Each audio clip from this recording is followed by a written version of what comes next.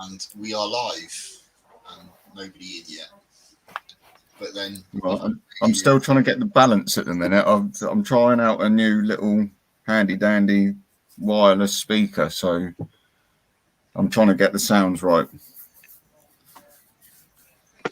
I don't want it to obviously echo back or anything. It sounds quite nice and clear actually. But then I've just got a new speaker for mine as well, so I've got a little like sound bar thing that plugs into the PC. Yeah. So yeah, the audio quality this evening for me is fantastic. It's never been this clear. No, actually, like this one compared to the old one that I was using, the old one's just like this tiny little round thing, but the speakers on the laptop aren't great by any means necessary. So yeah, mine aren't. It was the same on the built-in speakers on the monitor I've been using. So it's a beautiful monitor, 4K high definition, but the built-in speakers are rubbish. So I've bought this. Oh yeah, nice little soundbar underneath, and that's like high. Yeah, that's smart. Pretty smart. So, like I say, you guys are coming through absolutely crystal clear at the moment. Yeah, you guys sound a lot better on this one actually, because with James on the other speaker, all it does is like vibrates and echoes and doesn't sound overly great. My end, I don't know if it's where obviously you use your phone, like maybe it's a different mic quality coming through or something. But on this one, it sounds all right, so we'll see how it goes. Yeah.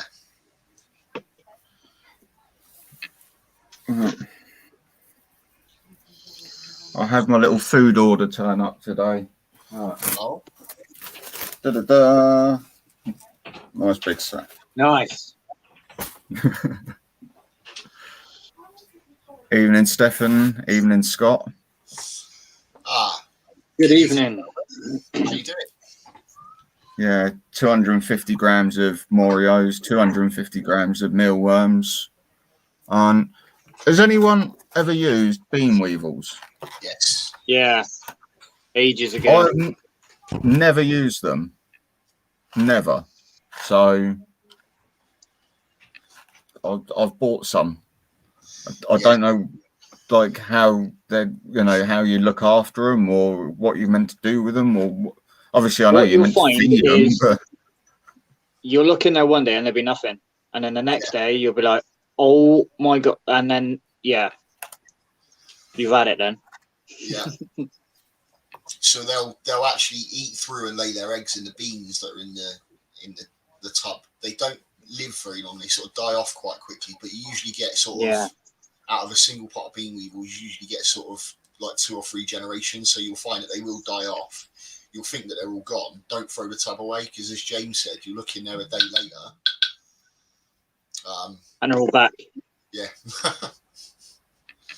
But like it almost sort of happens overnight, and you're like, wait, what? There was like maybe 50 in there like yesterday, and now it's crazy. Yeah, I mean, I've always used fruit flies, always. Yeah. And just because, like, that's what I could always get down at my reptile shop. Or they don't do bean weevils or red runners, so you just suffice with what they've got generally. Because I don't generally buy food online, but with the fuel crisis and stuff, I can't really. I've had to pay the delivery charge, obviously, to get some food delivered. It's still cheaper than driving, isn't it? Like it. Yeah. Pros and cons, I guess. You got to wait for it, but yeah. So, where did you order from? The place near me. Live Foods. Yeah, they're pretty good, man. Yeah. I've only ever ordered food from them once. I ordered a load of red runners, I think, from them. But It's only generally because like I just go to my local reptile shop and Of course. that's it. It's there, and I can obviously What just I pick like with what I them want. is you've got the option to have bulk as well, which majority of places don't do that. It's just pre-packed tubs, Well, which as is you can fine. But see, then, Yeah. so I've got my bulk. You know. yeah, boy, get them breeding. Mealworms are there ready, so Morios are there ready. You guys. I thought I'd throw in a few baby dubias as well into my colony just to, Okay. Yeah, you know, the amount that's in there already. It should sort of help once they all get to the adult stage. It would already be new bloodline in there, basically. yeah, definitely. Because I looked in there the other day and I've actually fed off pretty much all the adults. I always try and avoid that, but sometimes you're like, no, I've got to do it, you know. I know that's the thing. Like I was running out of Morios the other day, and I was like, "Well, you know, all I've got is little mealworms. For some of my bigger teas, if I throw them in, then it's sort of like I might as well just dump the tub in there." Yeah. Mealworms I only give to my beardy like now and again, but yeah, Mario's are good for everything, I reckon. Well, obviously, mealworms I've been using lately and cutting them in half for like my slings and stuff. Yeah. So I've just been getting a bit annoyed with keep trying to catch crickets all the time. Good evening, Sidex. Yeah. Hello, my friend. I can't see the chat. Right, there we go.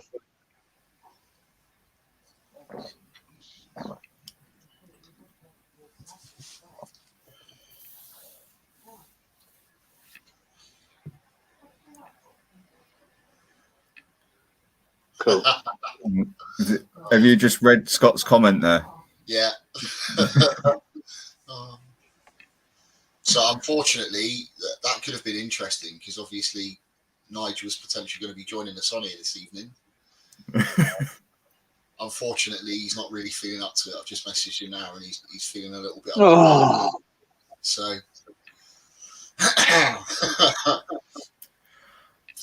Well, I suppose there's always next time.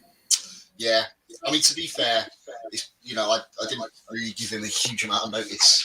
I messaged him earlier on to remind him and say, look, bro, you still happy to come on? But I didn't. I literally messaged him just as we came on here. There's always the next one. Yeah. Yeah. I'm doing all right, Sidex, other than, you know, I sort of, it was a lot worse the other day. I smashed myself with a lump hammer. Oh, that was clever. Yeah, What'd you do that for, I was Tom? trying to put in, you know, I was trying to do a bit of boarding up, you know, so nothing too, you know, drastic, but trying to put a 50mm nail into a board with a lump hammer isn't the easiest of things to do. No. No. No. Definitely not. The word overkill springs to mind. Yeah, you could say that.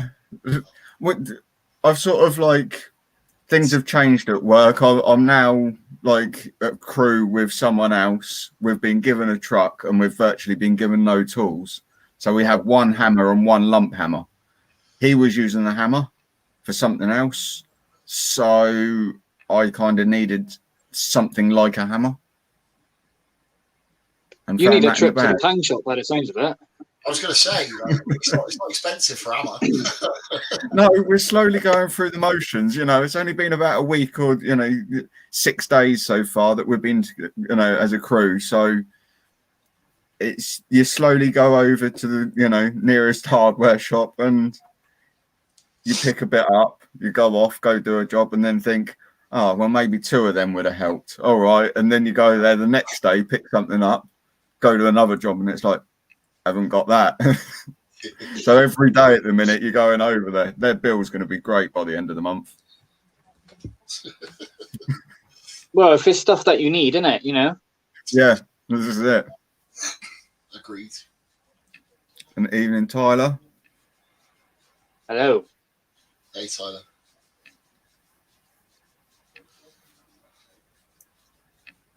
But yeah, so I'm doing all right, other than a busted finger, or what was.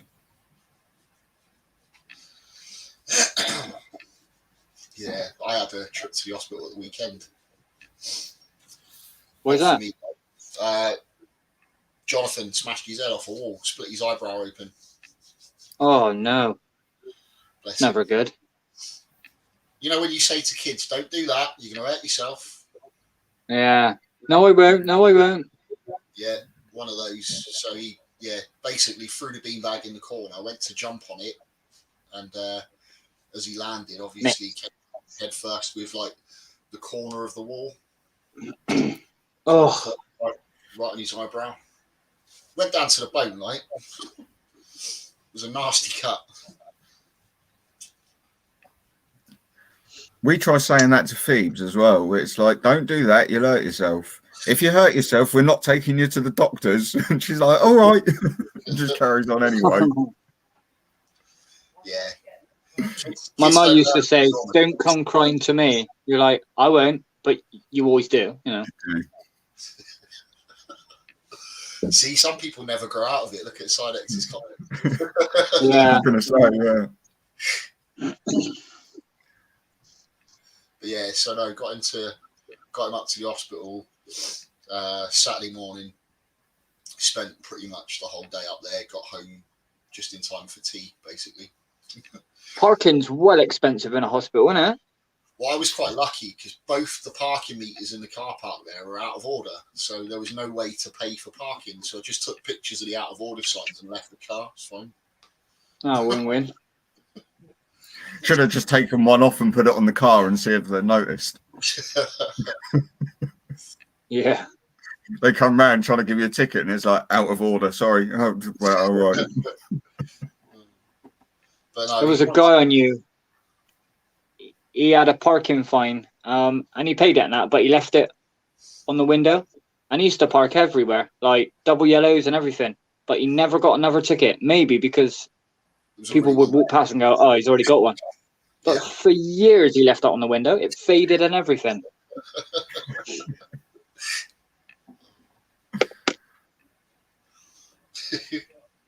I'll have to try that. Or not, no. Who's going to Brighton?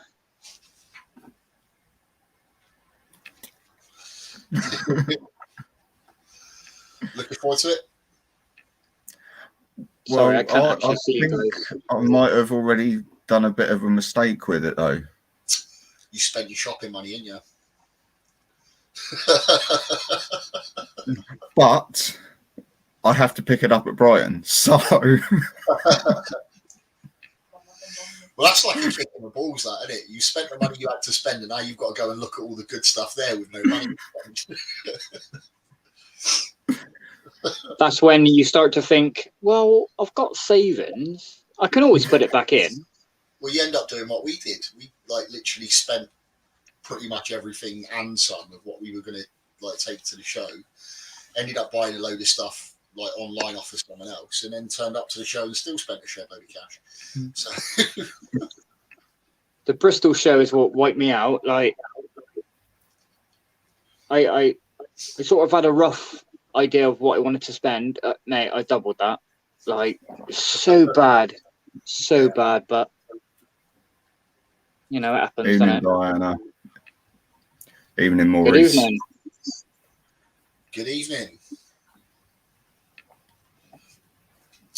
Yeah, I'm definitely looking forward to going though, even if it is just to have the opportunity to, just sort of meet up and say hello to a few people and go and photo. The only thing that put me off is it's 3.5 hour drive.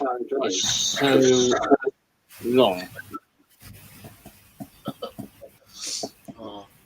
Well, do you know what? I was thinking about that actually, and you both have pretty much got to come past me to go there, haven't you? Yeah. Well, I don't know. Yeah, I suppose so. Yeah. Well, if we don't get a chance to like have a meet up and stuff down, or if we don't get a chance to have a proper chat and stuff down there, we can always stop by mine on the way back and grab something to eat together if we want. We'll get a pizza in or something. Yeah, man. I'm all right with that. I mean, if it puts you both massively out of the way, then it's. But I'm pretty sure if my knowledge of geography is going the right sort of way, you pretty much more or less both come past me. You go to Brighton. How far is it for you? For me, Yeah. I think it works out to about an hour and a half. How about you, Tom? I think it's about an hour and 10. Tom's route might take him right along the south coast, though. So Tom might not be coming past me, but you are. I'm pretty much in a line between you and Brighton, James. Yeah.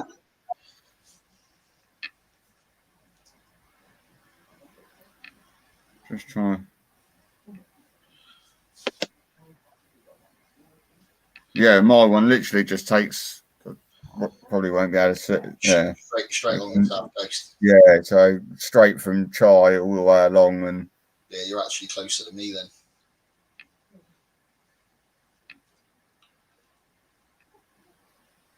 I mean, obviously, if I sort of like divert off to you, then it's about an hour and a half. Yeah. And I've got to do double that. Oh, lovely. So actually, looking at my route now, it's 2 hours for me.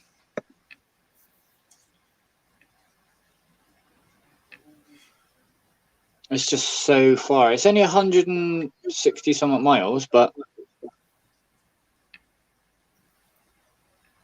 yeah, I just have to do 100 mile an hour, won't I? And then yeah, be there in no time.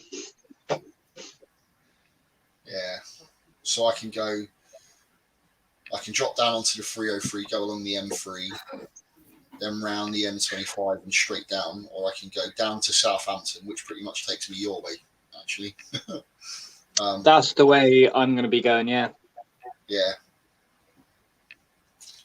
I'll meet you along the way somewhere.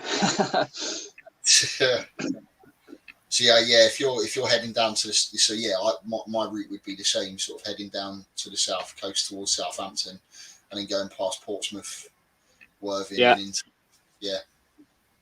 That's the way I'm going to be going. Yeah. So actually, looking at it, you come past me, James, but we both go past Tom. So I guess it's Tom who stops. Right, Tom. All we need is a postcode. James and Wayne coming after the show to here.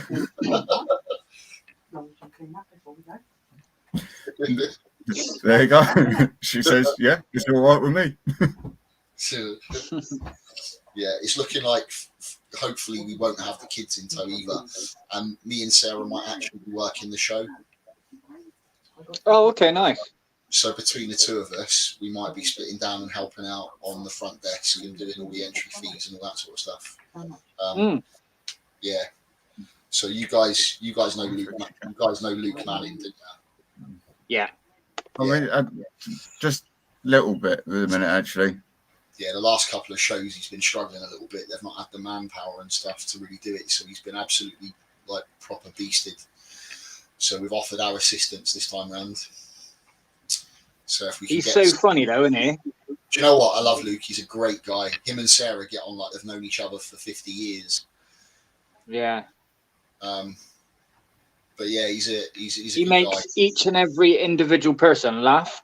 Yeah. Which, like, do you know what I mean? That's a skill, man. Like, it really is. Apparently, I'm good at Subway surfers. I'm high school at 40K. But I yeah. didn't realise that. Ben's popped in. Evening, Ben. Yeah, I can't Ben's see the only up the chat, road sorry. from me. Hello, how are you? How are we doing?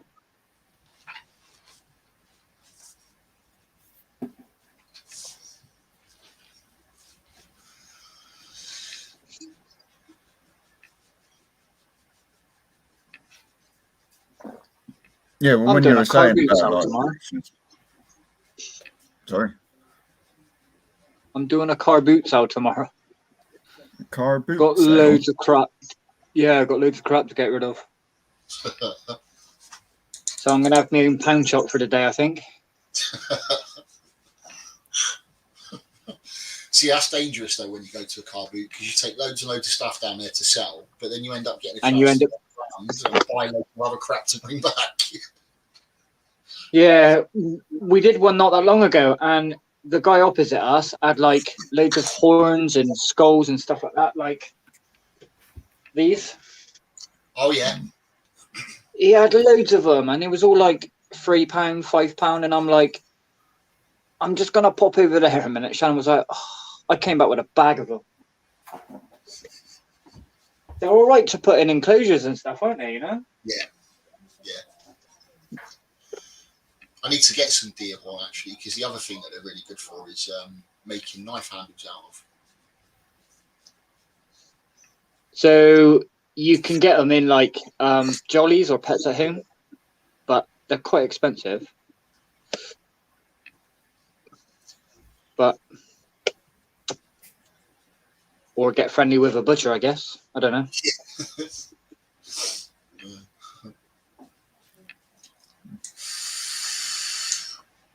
I mean, I can get like pig's heads and stuff, but Don't really want that mounted on the wall, do you? No, Well, it's a bit large to go in an enclosure, really. it's a big for an enclosure as well, isn't it? Then again, saying that, something like Keith's 100 or so Balfury communal tank, Yeah. there's a possibility. You But could no, put You could get a a whole bison's head in that one. whole cow.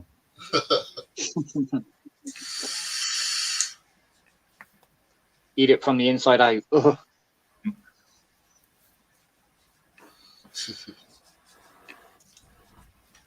Oh, But no, I know full well that I haven't got the room for something that sort of size. So, you know, I think I might have to stick with, you know, occasionally maybe finding a badger or fox skull or something like while I'm out in the woods digging through or something. Yeah. They're so expensive. I mean, like, you see them at the shows, innit? And, like, you know, 50, 60 quid. And you're like, Jesus, you know. But they are nice.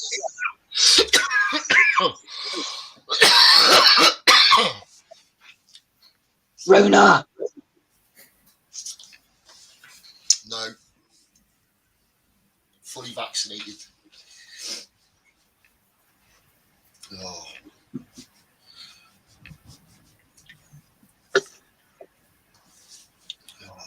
Right. And I forget how wild this stuff grows.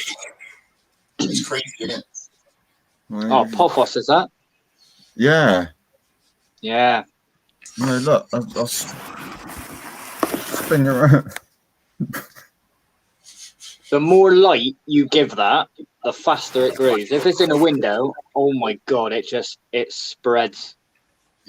Well, obviously it sits there with like the light coming through here sort of during the day. I mean, by about 3 o'clock, obviously I'm sort of getting the curtains shut because the sun comes round here too much. But for like 6 hours of a day or whatever, it gets pretty good natural light. So, and then obviously it gets all the lights from the tanks all around it as well. Mm. But- Monstra is another one that sort of grows very well, but the leaves get so big. Yeah, they'll root into almost anything as well.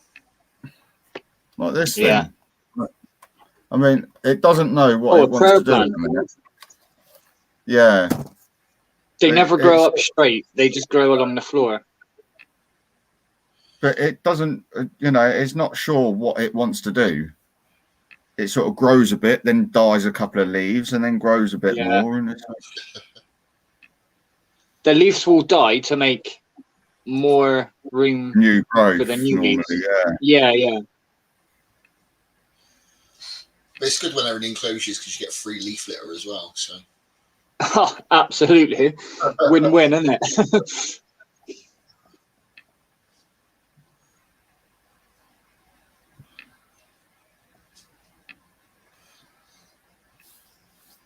Right. How weird are we sitting here talking about plants? God. Mate, I love plants. I know. It's someone that I know. It was their 30th birthday the other day, and she's like, I can say that I've now achieved, I've hit 30 years old, and I can keep a houseplant alive. I was like, that's like, life goals right That's- there. Look at me, I've just had a midlife crisis, doesn't it? That's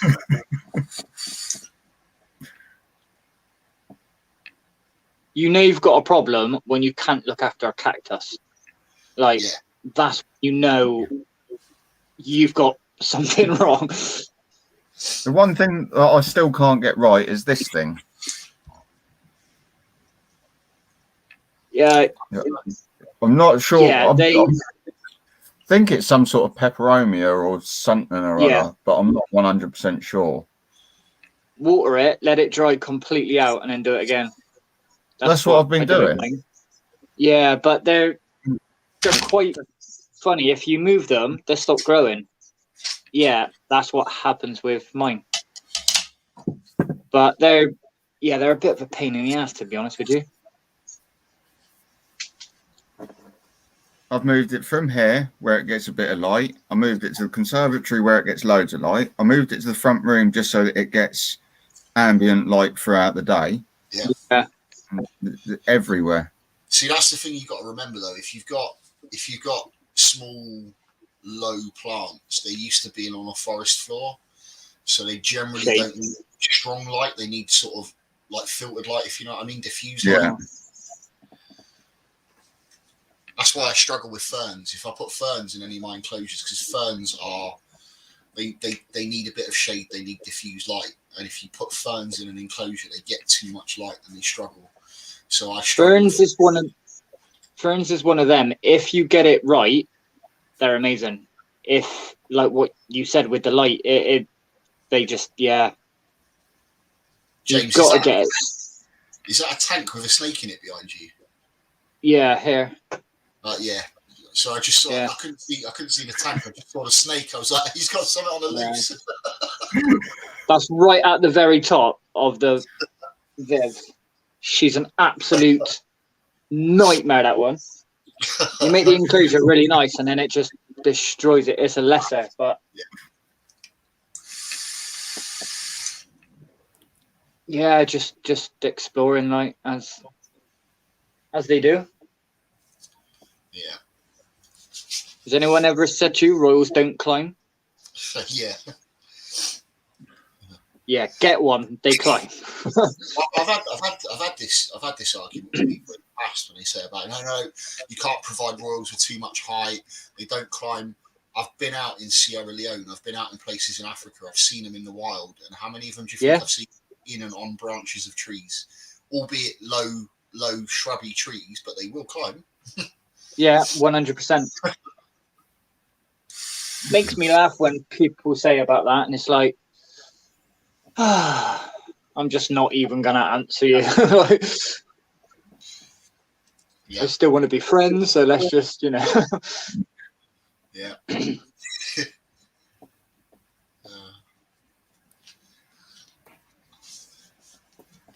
And Maurice says that he has a Gramostolo pork gripes and a the P. This, Yeah.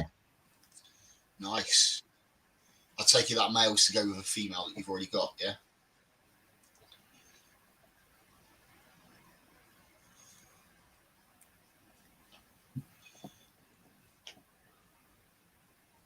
Which male, Maurice?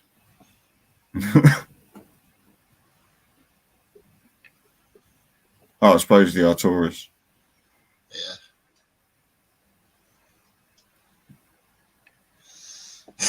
Speaking of males, bit of bad news.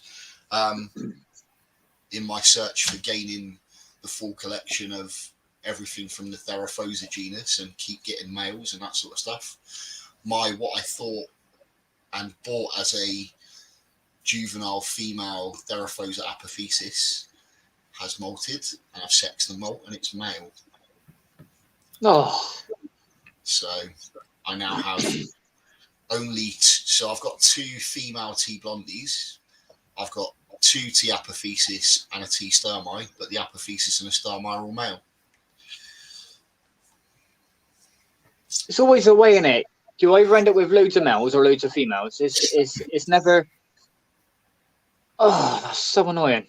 I know, especially considering it was particularly purchased as a female. Yeah. Yeah. And they're not cheap. No, definitely not.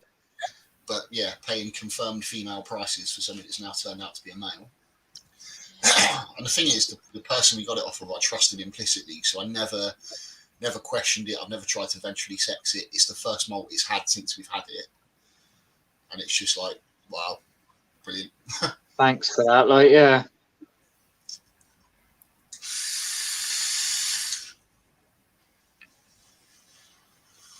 It's all right if it's the other way though. If you buy a male and it ends up with no, I've had that. Yeah, this is what I said. This is the same person we got what was supposed to be a male T blondie from that turned out to be a female. So it kind of balanced itself out, I suppose. Swings and roundabouts, isn't it? Yeah. Yeah, I've had that in the past with a few things actually. Bought a male and then ended up with a female. But yeah. Yeah.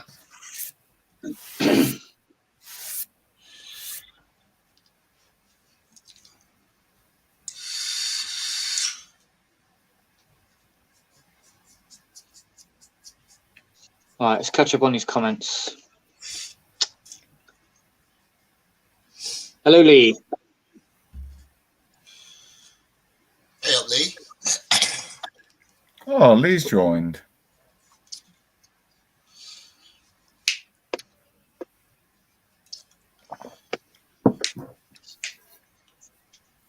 Oh, God, I feel so old.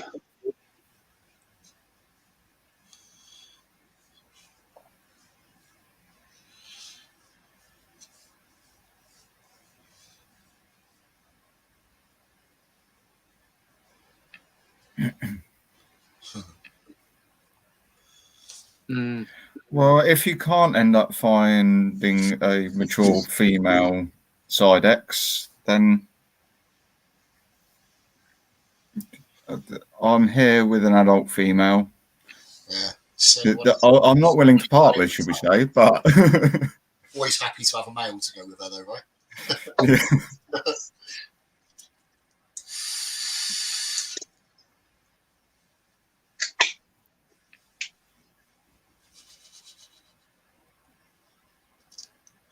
But did you hear or watch the last stream, should we say, when Perry was on, Wayne? Yeah, I got bits of it.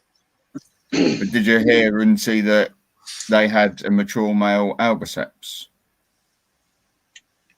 Well, Perry was talking about it, and I've spoken to him afterwards, James, and Michaela said that she's up for doing it. So they're going to loan me their mature male Albiceps. Oh, nice one. Nice. Very, very, yeah. From the show. Nice, man. I got a male here. Absolute beast. Well, I know my female's ready to go, so. I mean, don't get me wrong, she did molt probably 18 months, 2 years ago, but hopefully where it's bracky, obviously. Yeah. But there's always that chance of them molting out still. When are you getting it? At the show, picking it up at Brighton. Nice. Oh, Perry and Michaela going down for that? Yeah. Yeah. Well, they're not far away, so. Well, they kind of are, I suppose. But... Yeah, it's pretty much a straight run down for them. Yeah. I'm pretty sure that's the only one they go to, actually. And obviously IHS they go to there. Yeah, I would have thought they went. I would have gone to the Bedford show because Bedford's closer than Brighton. Thing is, none of them drive lot, so they got a Rely on lifts people and stuff like that. yeah. And Lee Creature Features lives around the corner from them, so I think it's just whatever one he goes to, they normally go to. But fair enough. Yeah, That's cool. That's the point. I need some ideas, gents. So Lee's just announced another enclosure building competition. He's Halloween themed that enclosure, but I need some ideas.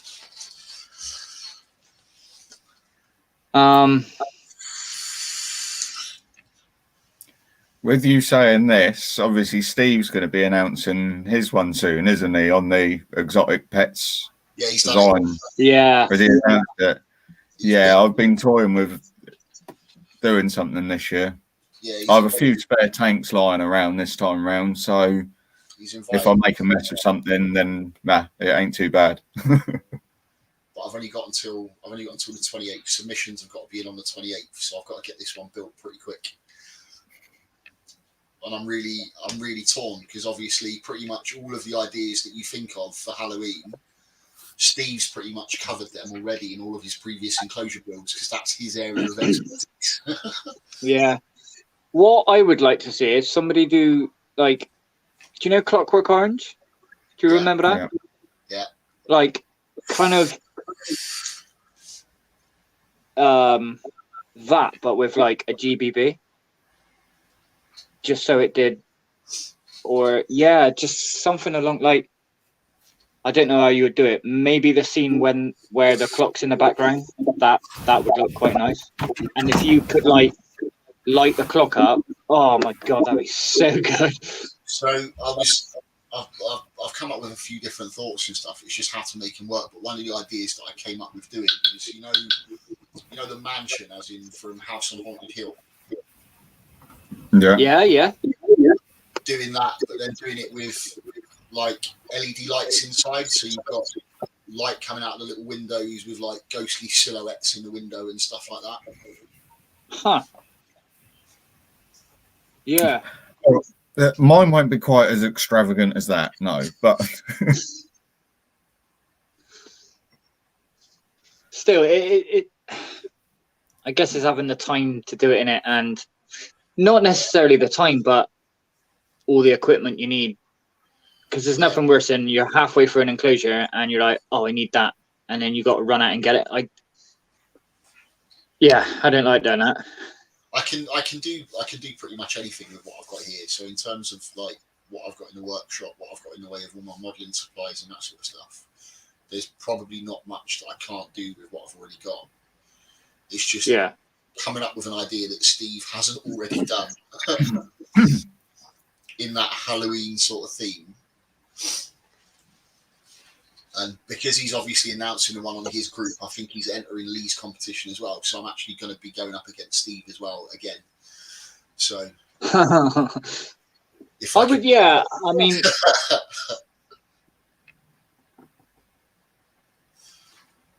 what would be cool is like some up from maybe like the Addams family, like their castle in the background sort of thing.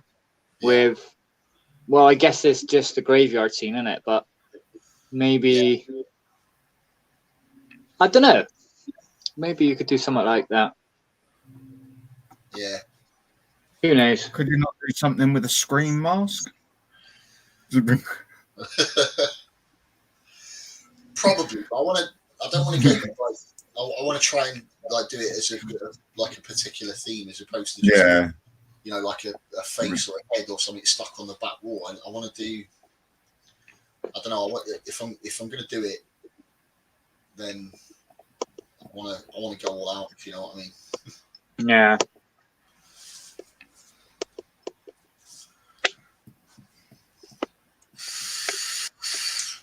Your options are endless, though, really, aren't they? You know, I mean, you could do so many different things. Everyone automatically jumps to the let's do it for a tarantula build, and that's always the thing that springs to mind and that sort of stuff. But one of the ideas was doing like a scene from The Mummy where you've got all those scarab beetles. So doing an enclosure for a bunch of roaches, for example, and do it. Yeah. Okay. That's a good idea. That is a good idea. Shame rhino beetles are so expensive, really. You know, you could do a big. Yeah. But yeah, I just thought with that scene from The Mummy where all the scarab beetles go everywhere, and I just thought how awesome would it be to have that sort of style enclosure and then just dump a colony of Turkestan roaches in there. Or even like Egyptian predatories. Yeah, that could work. That's something else I missed out on again that I didn't buy at the last show. So I could get the enclosure. I have to buy the beetles when we go to the next show if they've got them back there again. Yeah, I got 4 of them, but you think they're a tenner each? That's 40 quid just for. That's the price of a tarantula. Do you know what I mean? But Yeah. they are absolutely brutal when they take their prey down. I must admit, they are amazing. Try buying 6 blue death fang beetles. No thanks, Tom. That hurts. Yeah.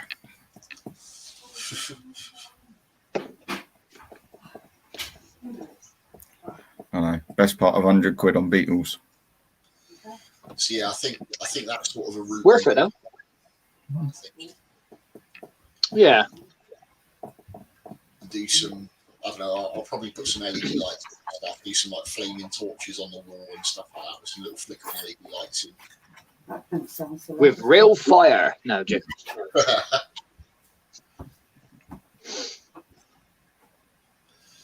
So, yeah. But I'm not 100% set on that idea yet. So, we'll see. Do you ever get halfway through a build and go, do you know what? I don't like this. I'm going to turn it into this. I've got 3 I'm in the process of doing at the moment. That Aztec pyramid build that I'm doing, that I started. Yeah. That's got to be almost a year ago now I started that. Yeah. Still sat under the table waiting to be finished because I've kind of just sort of lost interest with it. It got knocked, the kids knocked it, and there was some damage, and I've got to repair the damage to it now. And because I've got to repair the damage before I finish it off, it's like, fucking can't be bothered now. Yeah, you sort of. The thing is, if you carry on doing something when like you've lost interest, it's not going to be as good as, if you did have interest in it, innit? So. I mean, I know that will come back, and eventually I'll get I'm going to get that finished, and I'll have the motivation to do it. But it's pointless doing it until I get the motivation because I'll do a half-assed job. Of course. Yeah. I've got a load of So really next as well. Nice.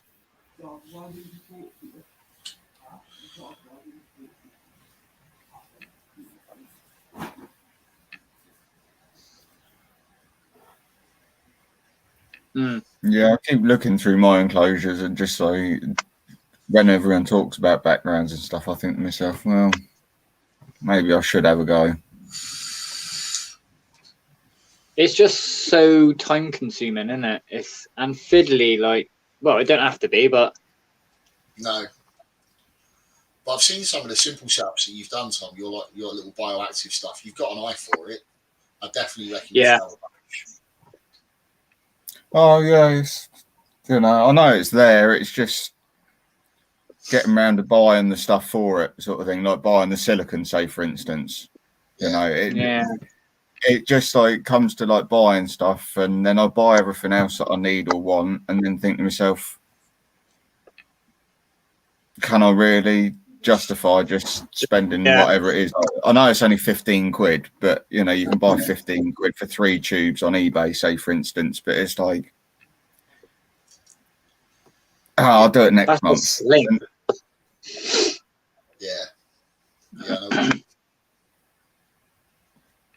I mean, obviously having like the substrate to obviously put on the background isn't a problem because generally, people like us, have enough of it Got too sitting much around. of it. Yeah. I've basically got an allotment in there. Like the amount of substrate, honestly, it's. I'm collecting substrate. What? Why? What is with Well, that? I do exactly the same. Every time that I go to B&M Bargains, they sell Westlands topsoil, Okay. and I Yeah. need it for the tortoise as well, because that's really the only suitable soil that you can use. That or it's Wicks, really. Those are the only two.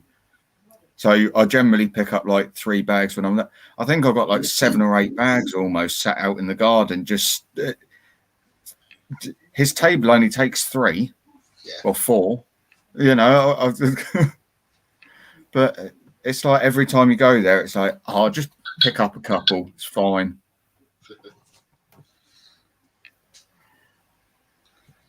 Shannon was doing something the other day. It was sorting out a cupboard, and there was a load of these plastic boxes, and she's like, put them in the recycling. I'm like, hell no, that's an enclosure. Like, I'm not throwing that away. So yeah, I got like a carrier bag full of them. I don't know what I'm going to do with them yet, but one day I'm just hoarding. That's all I'm doing. You always end up with stuff that you don't expect to get, that you sort of get short notice, or someone rocks up, or it's handy just having that stuff there. You go, oh yeah, I've got plenty of little temporary setups for things like that. And when you go to the clothes and you buy more than you expect to, and you're like, oh, now I've got to buy all the enclosures, but you don't, because you're hoarding a bunch already. We went out to get a lunchbox the other day, and like I'm looking in the aisle like, oh, I could use that for that. And it's like a pasta jar, and I'm like, technically that's an arboreal enclosure there. Yeah. But yeah, it's just, I don't know. I just look at things differently. Well, I think we all do, really, don't we? Yeah. Evening, Perry and Michaela, or either. It's. Evening, guys. I reckon that's Perry.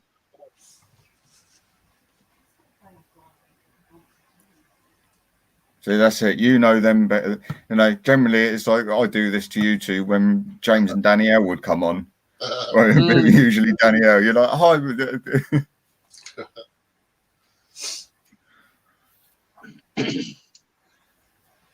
Gotta love Perry. And Michaela if it's you. But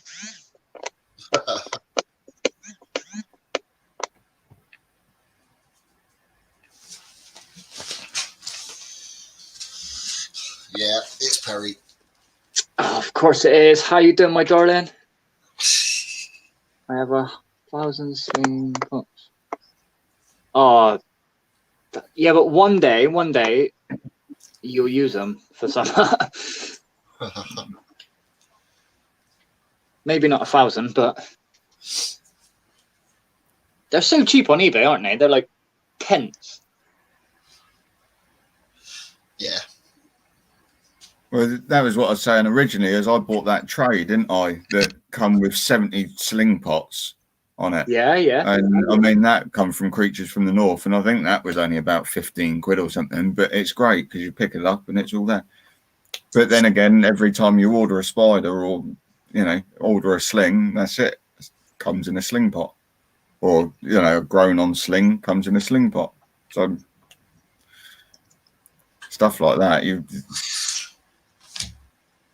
I think I sent like over 100 to Sam at one point as well. Christ.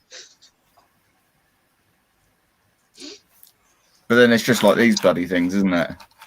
How many of these have we got stashed around? Oh god, yeah. I have absolutely none because I cleared a load out this morning. There was probably about 80 of them, but they're all in my recycle bin now. That and the Bray Plus tubs. I always keep the little cardboard thing aside though for the roaches. Tons of them as well.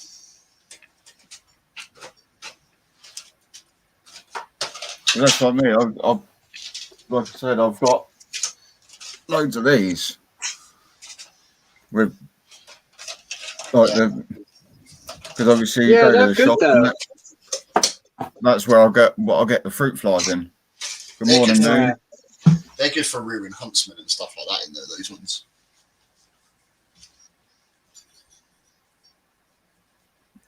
Maurice says he needs a show just to sell plastic. Don't we all? Imagine at the next show we go to, just nothing but plastic there. Hi Moon, how you doing? But yeah, generally, if I end up I getting mean- too many of my food tubs, then I just end up sending them to Dubia Pool. Yeah. Yeah, he always has them, doesn't he?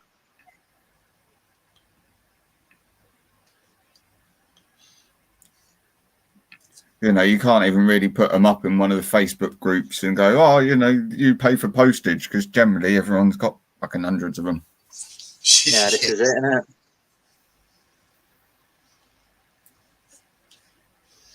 Yeah, I hoard them for a little while and then I go for a stage where it's like, right, I've got too many now. I'll throw a bunch out and start again. I swear I probably threw about 80 away this morning. And it's like, why have I kept this many? I think I've got that many up there on the shelf at the minute. It's ridiculous, it really is. Nature in a bottle, hello. Good evening.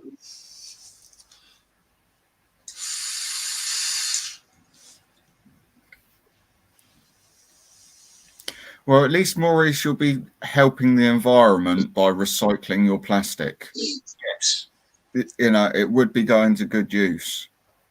absolutely. You know, it won't just be thrown in the seas, you know, so a dolphin can choke on it or something. See, I think that's the best place, actually. So Maurice has got the right idea there. If you set up your car in the car park at one of the shows, just selling a load of second-hand enclosures, little simple temporary setups and stuff for like You'll be laughing. cut rate prices, all of those people that walk out the shows looking at their big bundle of stuff that they bought, that they're thinking, I'm not sure if I've got enough stuff at home to house all this stuff.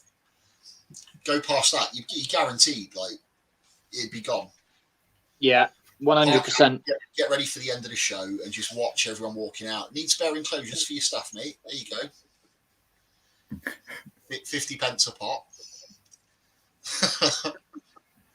£1.50 with a tiny plastic plant in it. There you go. He says he's done it already. Yeah. Yeah. Niche in the market.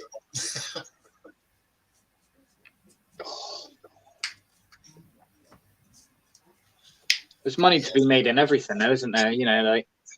Yeah, it's just getting to it at the right time, isn't it? Oh yes.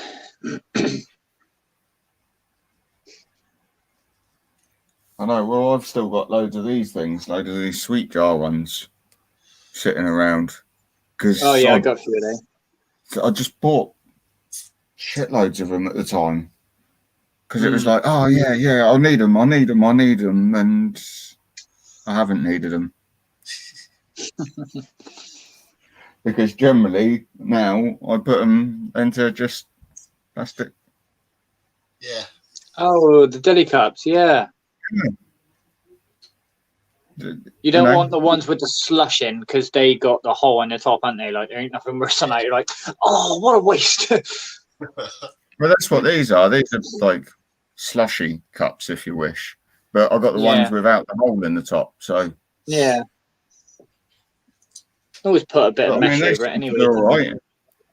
You know, I mean, obviously, I don't like to put terrestrial so much in them, but any fossorial or arboreal. Yeah.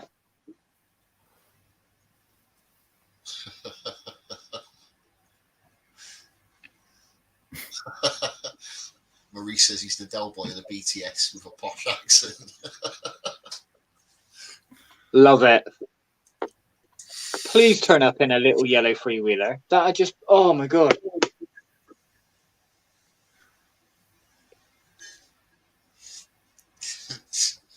It don't matter really even if it's one of the electric mobility scooters and it's just painted yellow. It's close enough. That'd be mint.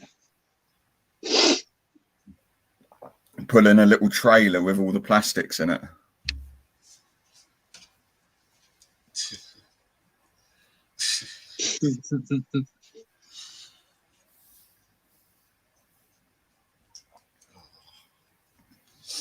So what's on your if it's the quiet list for the show then?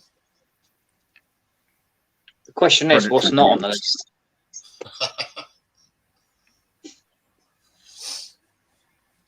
Predatory. I wouldn't mind. Yeah, some more of those. And an L-Phalix. Yeah, But L-Phalix is on the list. yeah, I had one, but it died. But you just can't find them anywhere. No. But and if you do, when you you things and they don't do well. Yeah, this is it. And they're so well. I've had them as slings, but yeah, it's a lot of work, really. But That was the my enclosures thing. just There's a sling and died. the enclosures look absolutely amazing after like a couple of days. Like they're just on it. Yeah. Yeah, so the two But, I've been after for a long time now is the Linothelli Phalanx Yeah. and the Macrothelli Gigas, the Japanese funnel web, Yeah. because they are monsters when they're fully grown. Yeah, my Phalanx was pretty big, man. Yeah, they But pop that's- out, about 8 to 10 centimeters, so sort of about yay big. The speed, even at that size, mate, you blink, you miss it. That is, Phenomenal. they are so fast, it's ridiculous. Yeah. I mean, I've got one here. It looks very similar to the Phalanx. I can't remember which one it is now. But I picked it up at the Bristol show. All right. It's not a Phalanx, and I can't remember the proper name for it at the moment.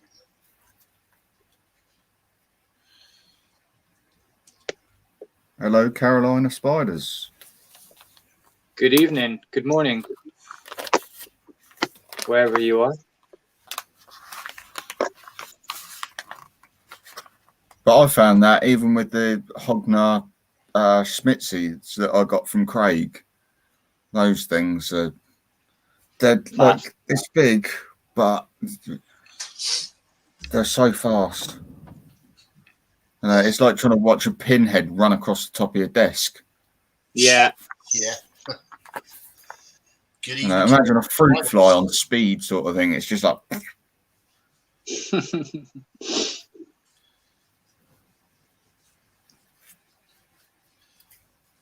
Saying that, there's another one. Hang on, let me. That's so fast, that thing.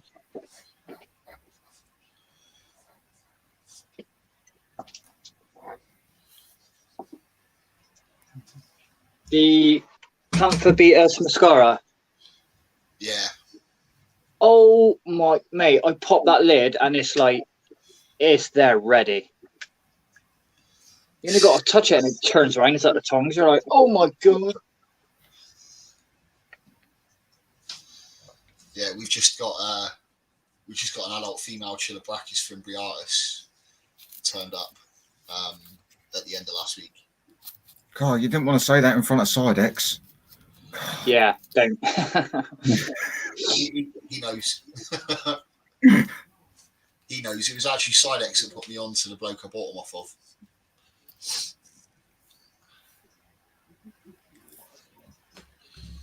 And Sidex was being sensible. He was, yes.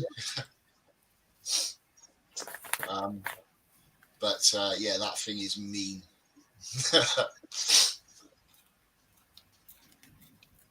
That was fun unpackaging that one.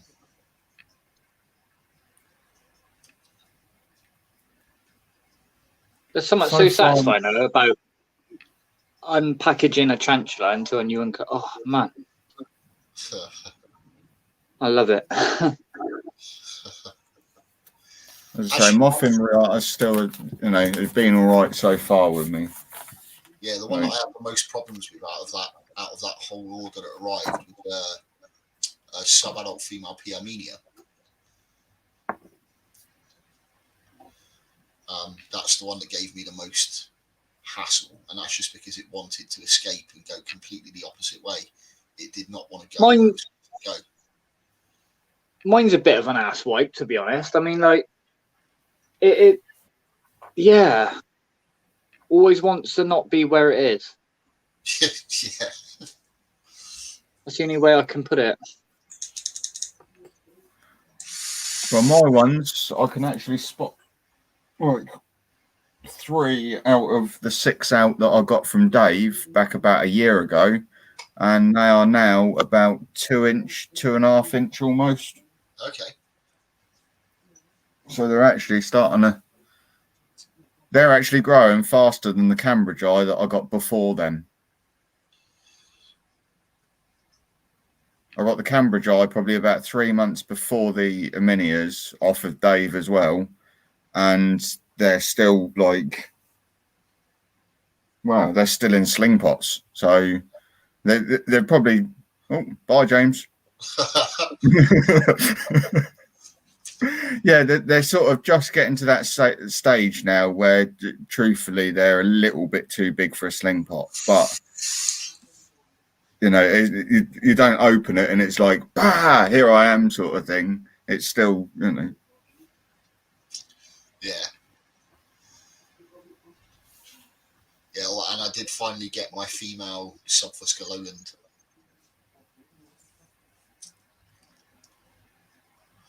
Nice. So I'm a happy bunny with that one. Well, depending on how it goes, by the end of the show, I should only be 2 species short. Okay.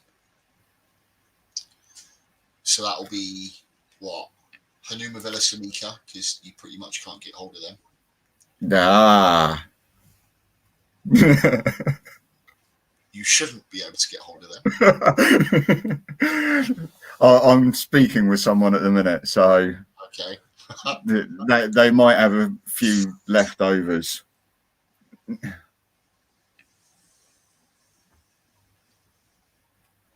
So yeah,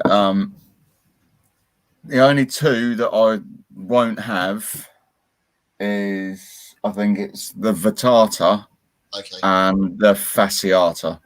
Okay. I think those are the only 2 that I won't have. Ah. So the harder ones to get hold of, you've got sorted, and the ones that are usually fairly regularly available, the ones you can't get. No. Yeah. But then I think it's also because I've like I've not like put any feelers out there or anything, but I've sort of been searching more for the rarer ones to get rather than, as I say, the slightly easier ones, because then you can just get the easier ones whenever they just, Yeah. when the rarer ones pop up, it's, you have to sort of take them as and when. Yeah, a lot of people stopped breeding them actually. So things like the Regalis, which are, you know, they're quite commonly available, probably one of the easiest to breed. There's still not that many slings available, to be fair, because people have stopped breeding the more common species. But then I suppose that's the difference between the breeders that are doing it for the pleasure of doing it and the breeders that are doing it to make money off of higher value species. And that's it. Generally, like if you look at the shops, say for instance, they're gonna want to try and breed. You know, whereas if it's like, say for instance, that hasn't bred a T before, you say to me, P Regalis is the easiest one to breed. Generally, you're gonna go, okay, I'll attempt that one first. Yeah. I mean, I've bred a few species, but I don't concentrate on higher value species. Yes, it'd be nice eventually to move on to some of the stuff that's a little bit more difficult to breed, but that's more for the challenge of doing it, really, because some of the higher value species, because they're that little bit more difficult to breed in captivity, present more of a challenge. So it's more the challenge for me. But I've got an adult female salmon pink and a male that's going to be going in with it very, very, very soon. And that's a bunch of spiderlings that are worth a penny, you know, when they first hatch out. I'm not doing it, you know, I do it for the love of the hobby and that sort of stuff. The joys of it. Yeah. Yeah. And that's like, I'm exactly the same. I mean, obviously, I've only got I only have a small selection of females anyway. But most of those females are actually females that I would quite like to have in the, I haven't just accumulated a load of random stuff. Obviously, all my juvies and stuff, I know that generally they're going to turn out to be male because they've come in a mystery box. And that's generally what happens with males. It's not, but then that's then the thing with buying a mystery box as well, is that it is then that you might get, I mean, I got my sort of, what was it, 2 molts off of my mature curly, so, I got basically a adult male curly hair in a mystery box. Yeah. So, but then, as I say, I have had a few species of stuff like slings, obviously, that I've got that I probably wouldn't have bought when I got the mystery boxes originally. Because, I didn't really want to be paying like £25-30 for a sling at the time. Yeah. Because you just don't know, how fragile that thing is. Yeah.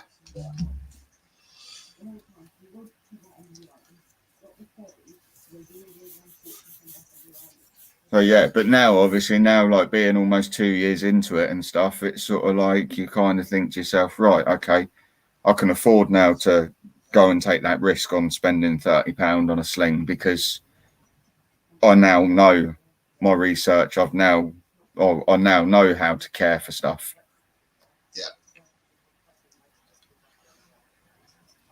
And that's why I've got like obviously so many Cambridge Eyes and Aminias is purely because I heard that they were one of the easiest sort of beginner arboreals to look after and to have. And it was like, right, okay. And obviously Dave was doing a deal with like 6 or something, buy 5 and get the 6th one free or whatever it was. Yeah. So I bought 5 and lo and behold. And then obviously generally where that's quite regularly bred, especially the Cambridge Eyes, obviously throughout buying all the mystery boxes, I think I'm now up to about 12 of them. So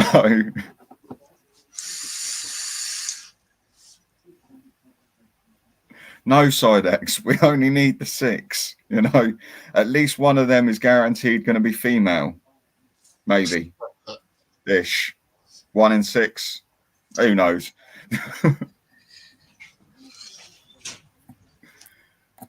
It could turn out that all 6 are male, but Sidex has got some more for you as well. yeah.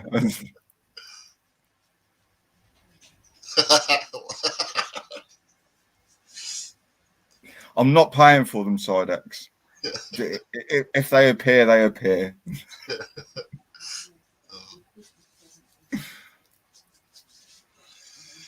Yeah, I think James has been sucked into the ether of bad internet again.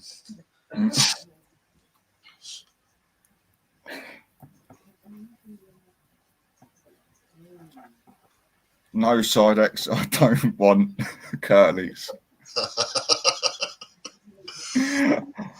That's all right. When I hatch out these salmon pinks, everyone that I've got an address for is just getting a handful.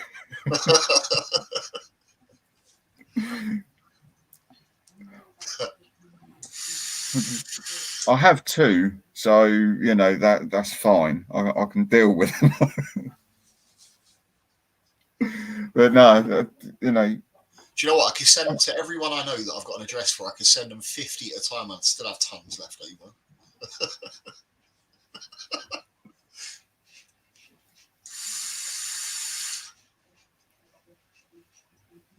I think like obviously apart from the Aminia and the Cambridge Eye, which I've got like a complete abundance of, most other things apart from the curlies, I mean I won a Facebook competition and I got sent a true and a hobby form. I also I think I've got about 4 others, which I'm not sure what they are, whether or not they're true or not. But I'm sure they've come just as curly, so I'm sure they're hobby. Most other things, I only sort of have like 3 of them because I'd like to try and have 3 of one sling, sometimes 5, because Yeah.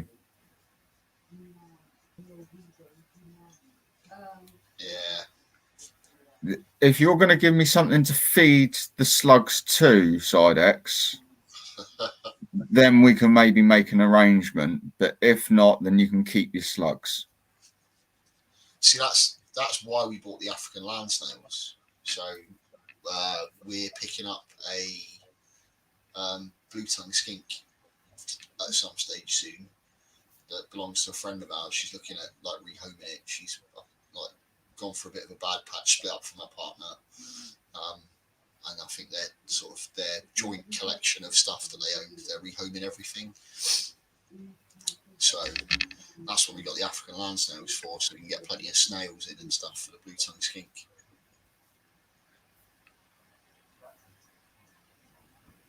God, we could have posted you off another 6. You could have had ours. It was sort of a last minute thing just before we went to the show. Sarah was like, "No, we're going to get a blue tongue skink. Let's look for some African land snails." We didn't find any like really big adult ones though. Oh, we had 6 adults. Oh, yeah. I think the biggest one we've got is about sort of yay big. Yeah, these were going on for sort of 6 inches. Sort of, they were good size on them. But we had 4, and we gave 4 to her mum, but then she's just moved and couldn't take them with her, so we then had them, and they've now obviously gone. When I lived in London, we had a local market you could go down, and they had some like African food stalls and stuff there, and they actually sold giant African land snails at the food stalls as food. That was pretty mental.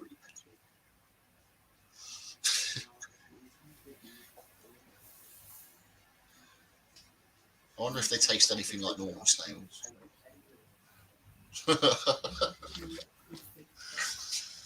Fry them up in a bit of garlic butter, No.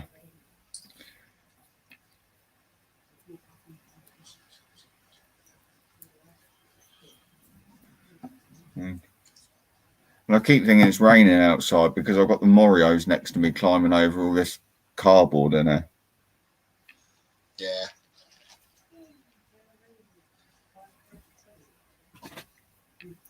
And I kind of made the mistake earlier. I obviously opened them up to find out which bag was what, and forgot actually how good they are at climbing them canvas bags. Went and had me dinner and come back, and there was a few up at the top of the bag. Yeah.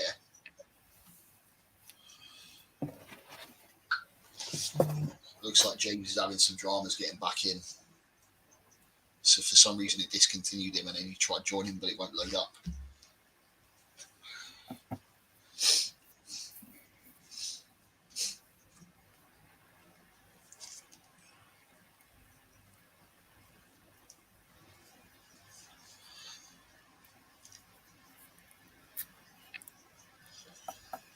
And everyone says the H. pulchropes is one of the best baboon or beginner species. They say either Balfouri or H. pulchropes. As a beginner baboon, Mm. the H. pulchripes is a pain in the arse. Like the one I had was a nightmare.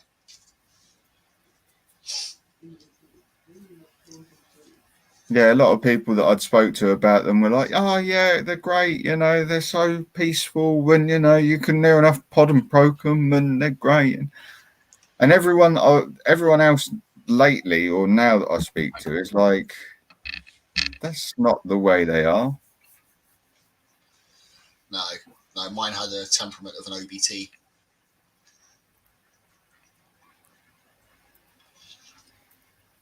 See, that's a nice species, the Borneo Batty.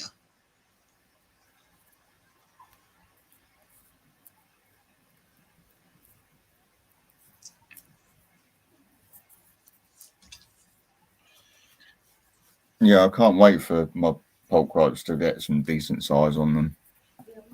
They're only about 1.5 inches at the minute, so Yeah. Well, they're relatively fast growing, so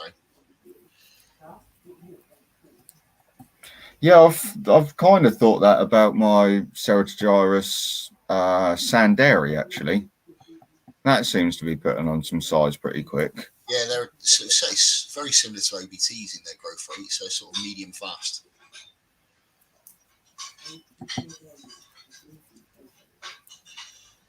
But that's the thing, Maurice. I like Southeast Asian species because they're evil.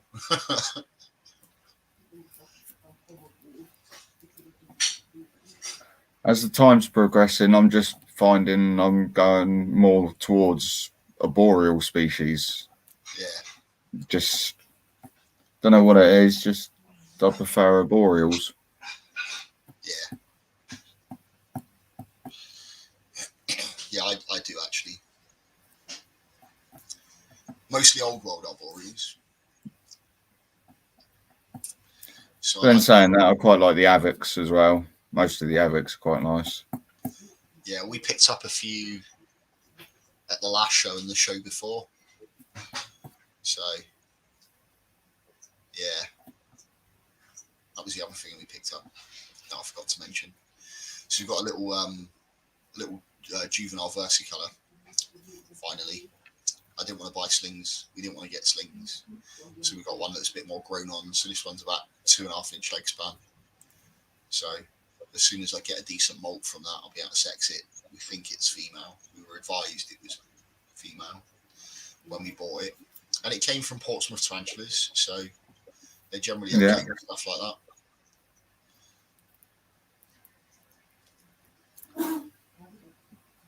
Yeah, well, I did have the 3 slings, didn't I? But I had that bad patch where I lost like 7 in that space of the week, and I lost one of the versicolors then. But the other 2 are still doing great. I mean, they're now getting, I'd imagine, around about the inch sort of size. So they're not doing too bad. And I've had them from little tiny itty ditty, like 0.5 centimetre sort of size. That's good going. So yeah, 2 out of 3, and all bought at different times as well. And yet two of them are still growing and doing all right. And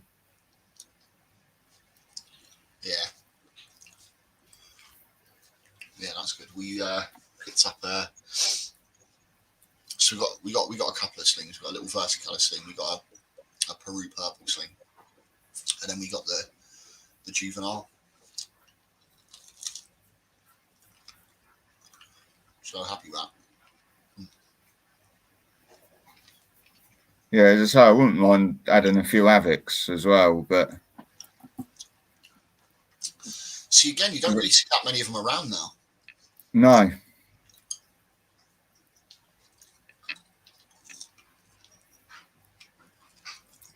Well, Maurice says, anybody for a Minia female? A Mira female. A Mira. The Idatheli. Yeah, that's one I don't have actually that I would like to add. It's something that I would like to as well, but just, as I say, I've sort of blown my budget already. So.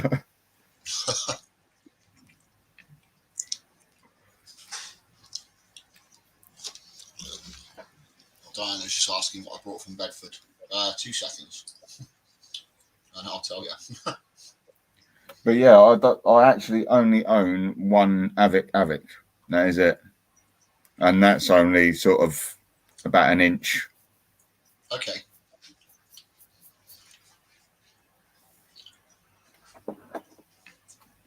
Every time I look at them and think about picking one up or getting a couple, it's sort of like I then see something else and I'm like,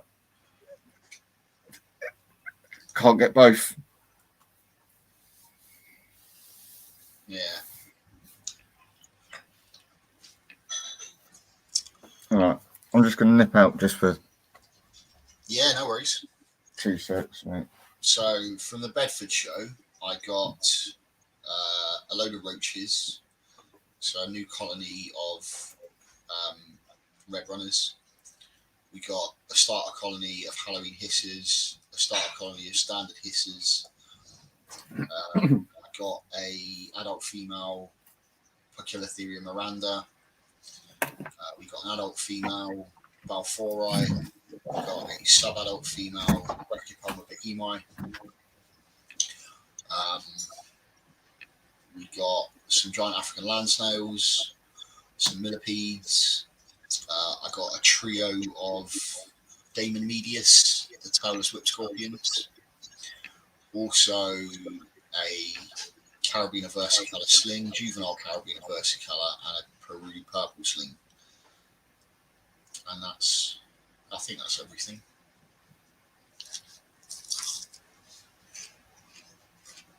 So yeah.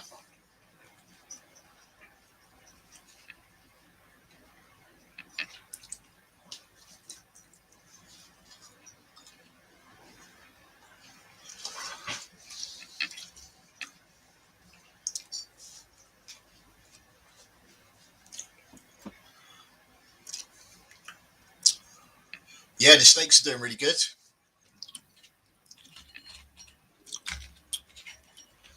So yeah, just getting them all fed up and stuff now, and then they'll be ready for their new homes in a few weeks' time.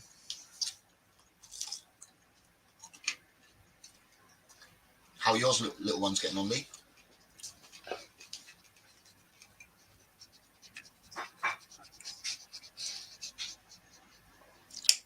Away.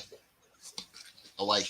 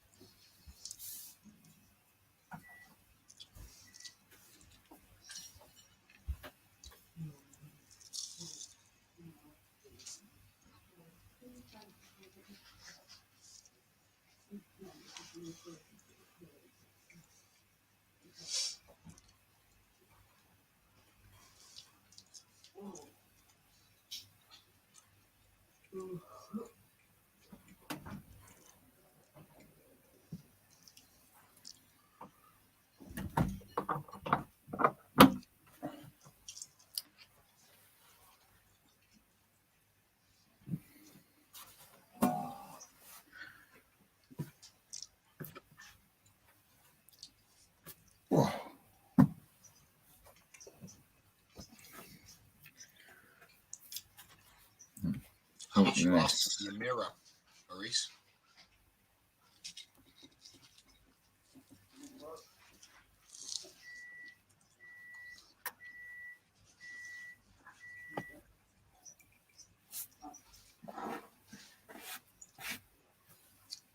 Oh. Good luck, Francis. Let me know how that goes.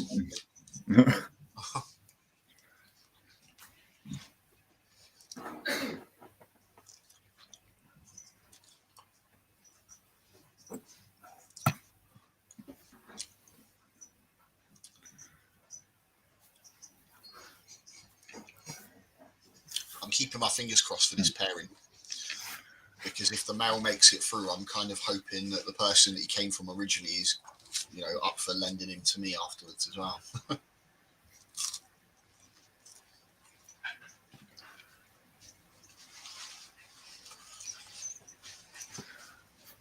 See, and all these videos that people have been putting out about all these shows, all I get from Angel is, "Oh, look at all them mugs you're missing. Look at them. Look." Oh.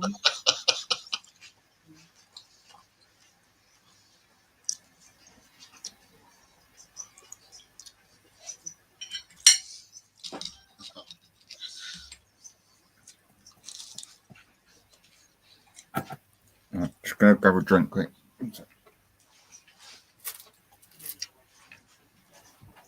Yes, mate. The Fimbriatus male.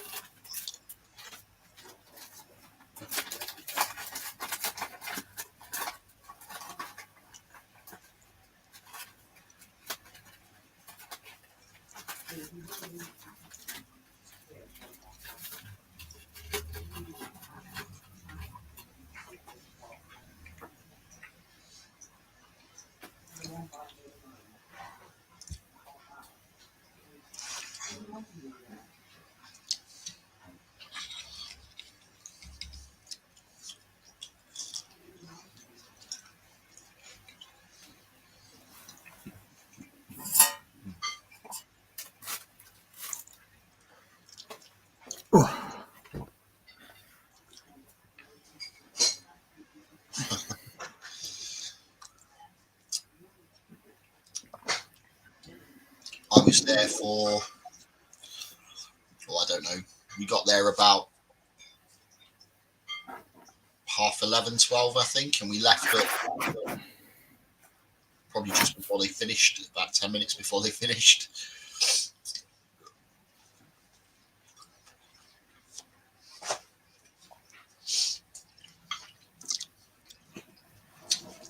So like Sarah just walked into the room with a massive, great big bowl. I think she's making cakes again.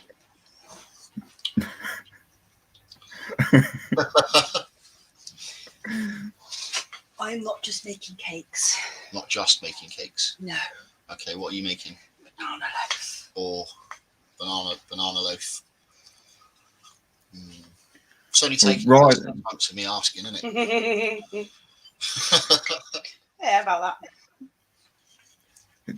Riley's and Phoebe's was a packet unicorn cake, and it's pink in the middle.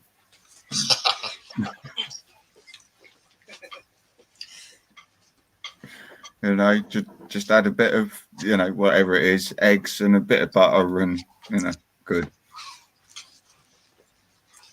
Yeah, Lee, anytime, man. As soon as you get some time off, if you want to pop up, you're more than welcome. Might even make a cake.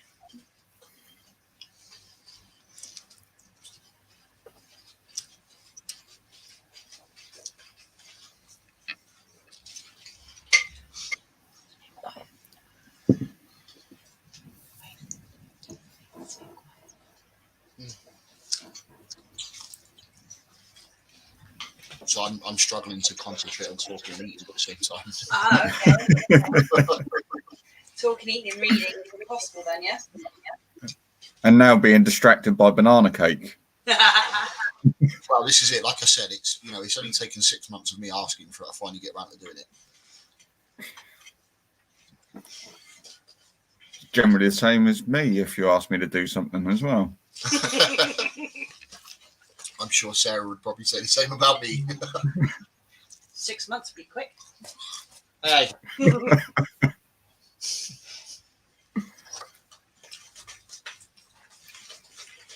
Well, the laminate flooring in the house has been put down like over 2 years now, and there's still a section at the front door that hasn't been finished.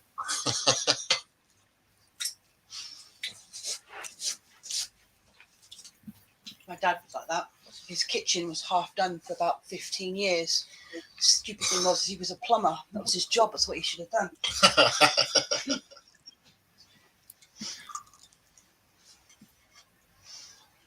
But generally, when you're in one of them sorts of trades, you don't want to come home from doing someone else's to come and do yours. Yeah, absolutely. Yeah, very true.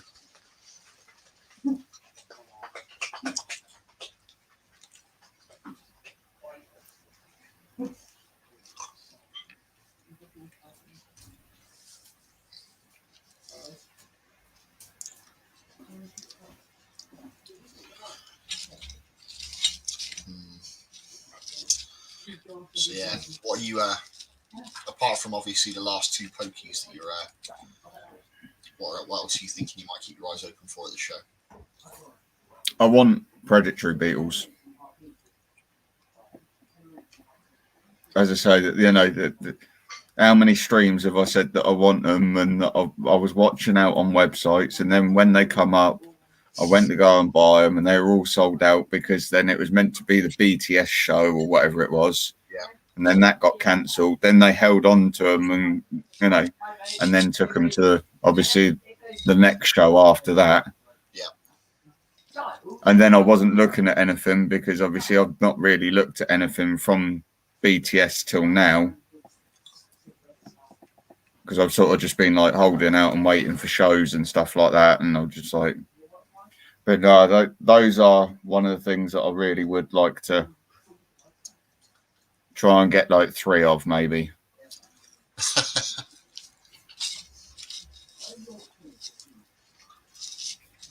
But other than that, there's not really any teas or anything that I'm looking for at the minute. If something strikes me at some point, then yeah, but I'm not actually out looking for any teas. I might, just do the usual thing and buy some substrate and maybe a few bits of cork bark and stuff that I like the look of, but yeah.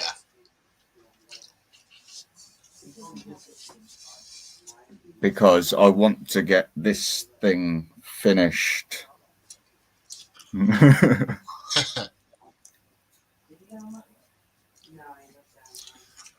Yes. Yeah, I don't think there's anything now in particular that we're looking for. I think we've pretty much nailed most of it. I'm still after a female T sturmai, and I'm now obviously after a T apothesis female, but they've got to be going at the right price. Yeah. I don't mind paying. I know they're a high value species. I don't mind paying what they're worth, but the ones that I have seen lately have been well above. Yeah. Which has put me off slightly. I would expect to pay prices like that if I was buying them from pet shops.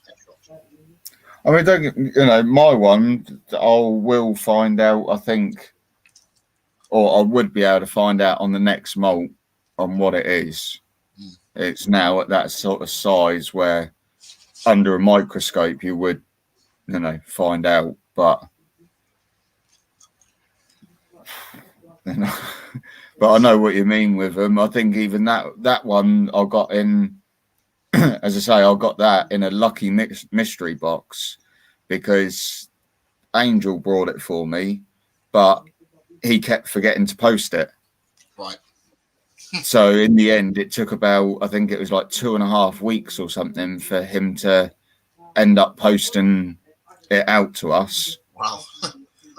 This was a shop as well.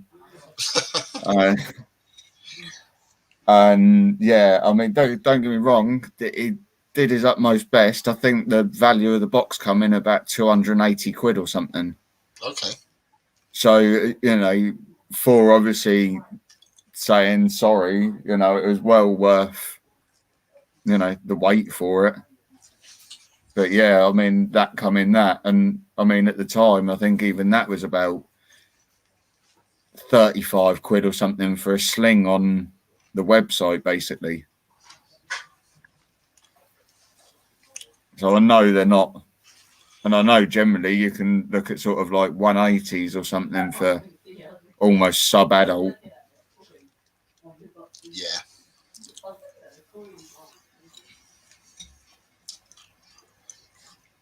Yeah, I mean they had a T-Sturmai female for sale at Bedford. That was on the Creatures from the North stand, and it wasn't anything more than a grown-on sling, really. And I think that was like 120 quid.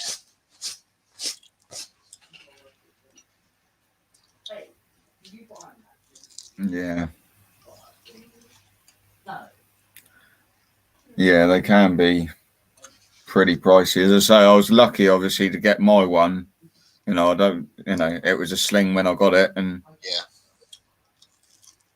I mean, I say sling. I think it was about 1 to 1.5 centimeters when I got it. So it was probably like 2 malts or something, maybe 1 malt, because we all know how quickly they can put on size as well through a malt. Same as the LPs, aren't they? You know, 1 malt, same as Panther Beatus as well, I suppose. Yeah. 1 malt, and all of a sudden they look like they've doubled in size. Yeah. Whereas a Brachy malts and it looks like it shrinks.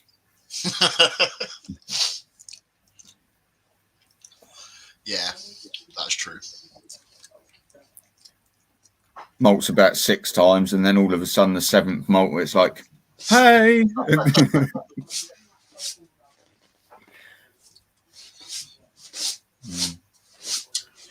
What's the most Definitely. you can make for a tea?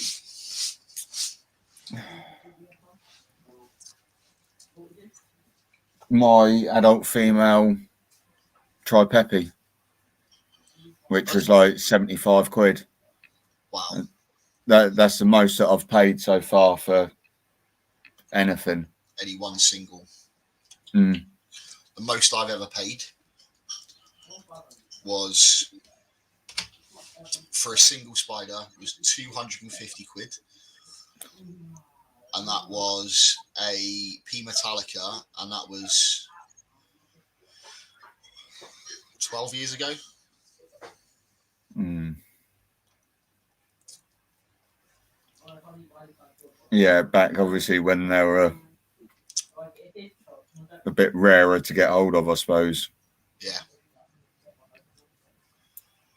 Yeah, 250 quid, adult female P Metallica 12 years ago. I mean, even still, I think a female still going to set you back about 120, 130 nowadays, isn't it? Yeah. They're still a high value species, but the price has settled on them now, and they've been pretty stable for quite a while. But at that point, the price was going up and down, and this was sort of when like P Metallica was the most highly sought after species in the hobby. Like there was like people online offering to sell them and stuff, and they were like trying to rip people off left, right, and centre. People were paying stupid amounts of money and then never receiving anything through the post. It was just about mental. But yeah, 250 quid for an adult female 12 years ago. Madness.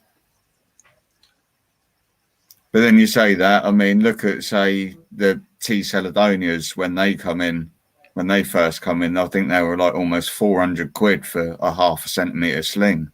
Yeah. Oh, good evening, Mark.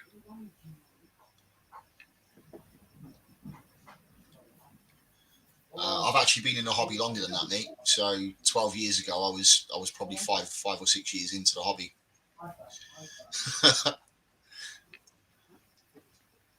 But no, that's the most expensive tea that I've bought outright. I mean, obviously, slings, I've now spent like £25-30 on a sling. Because, I mean, even P Mets, they're still £25 a sling. So, Yeah.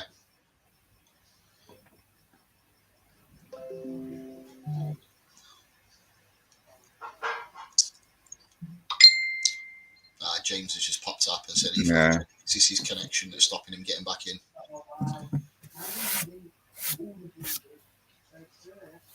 oh, although, you know, we were talking about the polybox. You know, I've just acquired one of these. You know, free of charge. So, you know, things are slowly starting to all come together for it. Good. I'm looking forward to seeing how it turns out. Like I said, if you manage to make any improvements on my design and stuff, you'll have to let me know. Yeah, well, I'm just sort of pulling everything together at the minute before I even start doing anything with it. Yeah. So I have that part. It's basically like the egg crates and stuff that I've still got to get. I mean, heat mats, I think I've got one that works still fully around here somewhere. I should have about 12 of them around here, all in total, but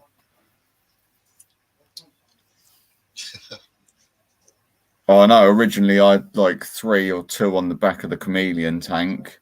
I had 2 on the crested geckos that now I don't use for them. So there's 4 already. Yeah. I've got a big, like long 3-foot one that used to go on the Exoterra when I had the snake in there. Yeah. To obviously keep that warm enough. And now that he's in a wooden one, don't have that issue. Yeah, of course. So yeah, I know that I've got plenty lying around. It's just, you know, it's just collecting up the last few little bits and pieces and then see where I'm going from there. Yeah. But I think I've still got about 2 months-ish yet before I'm even going to need it. So if... Yeah. But yeah, we'll see what happens. I'm not sure if that was me that you're thinking of, Maurice. I haven't sold any teas on Facebook for, oh God, I don't know. Going back to last time I decided to get out of the hobby before I restarted again. So yeah, probably going back about 5 years now. It was probably the last time I sold teas on Facebook. So you might be thinking of someone else. There's a few Waynes in the hobby.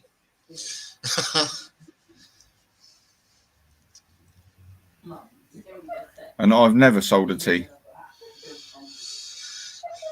I've gifted some. So, Yeah, I've gifted some. And I've sent some mails out, but I've never sold one. I started out my first collection. My first collection. So obviously, like, I used to help my uncle look after his, but my own personal first collection I started when I was out in Germany. And then when I left Germany, I had to sell everything. I couldn't bring it all back, so I sold up then. Got back to the UK. I lived in a communal area, shall we say, where I couldn't have my own tarantulas and stuff for a couple of years, and then moved back into my own place. And then started the hobby again. Ended up with about 300 teas all in. Kept that going for sort of 3 or 4 years, and then due to a relationship breakdown, I had to sell up and get out of the hobby. So I sold everything.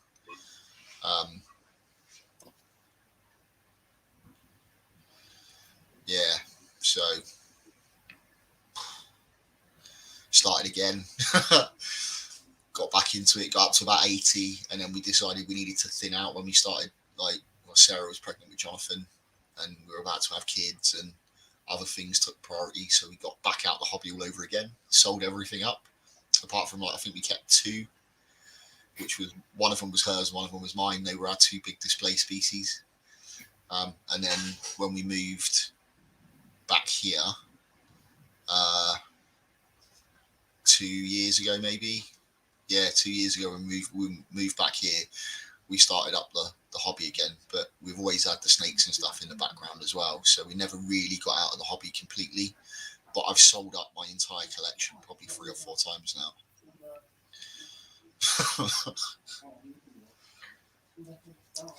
You never really get away from the hobby though, do you? And I've only ever done it once, not with tarantulas, but with reptiles and snakes. Yeah.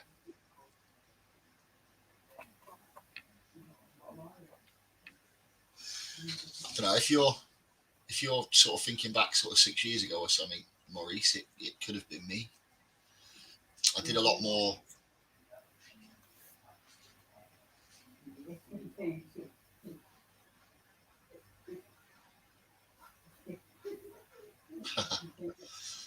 Yeah, it could have been me. It was probably one of my points of getting out of the hobby if it was an entire collection that was going up for sale. But I did a lot more on reptile forums back then as well, in the classifieds on them.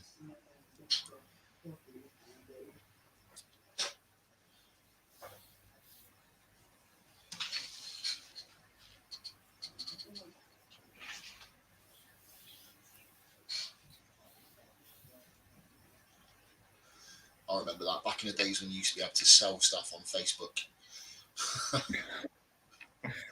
No limits, no rules. No, so much easier.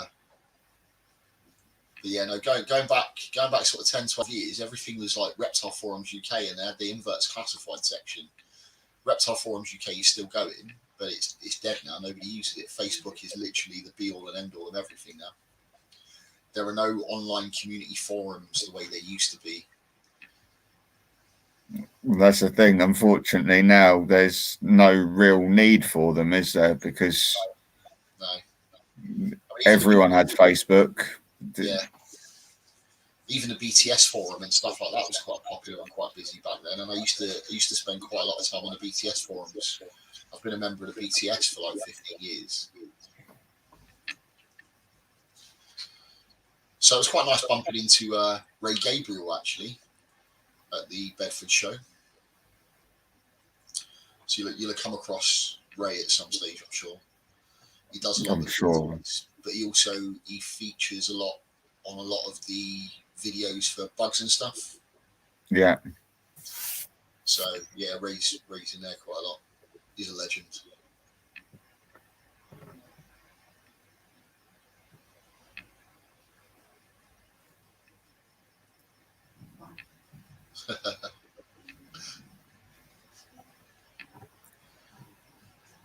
And we're still waiting for our first BTS. Phew. I'm just waiting for my first one in a while.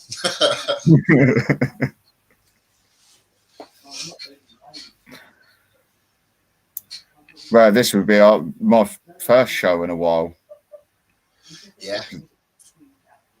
Because obviously the last one that we went to was the Seas one before lockdown. Yeah. So, I think what was my last one before lockdown? Probably Bugfest, to be fair.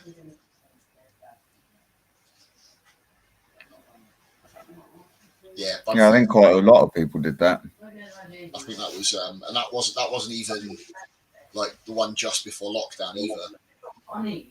That was when I think we had Jonathan in a pushchair and Sarah was pregnant with Alex.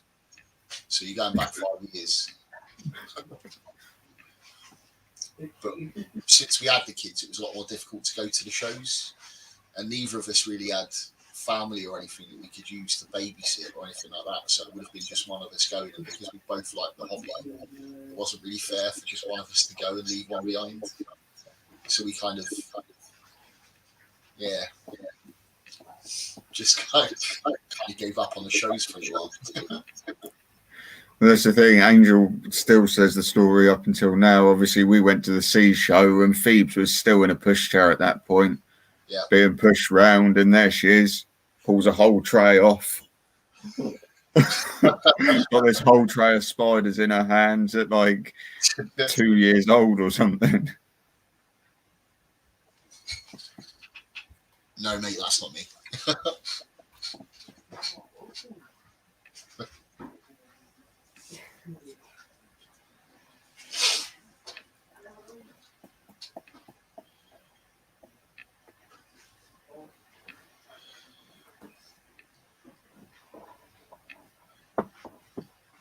But yeah, it would be nice to make it to a few more shows, but it's sort of like then for me it'd be that we're just going there just to.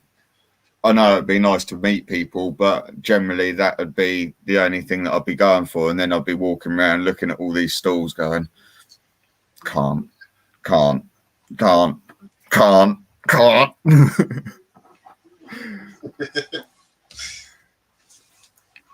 And by the end of it, you're just putting the blinkers on just for the exit door. Yeah.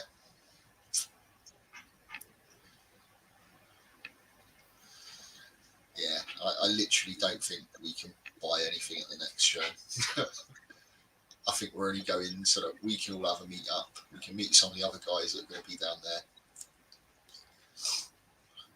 and potentially help out on the day with the admissions table and stuff.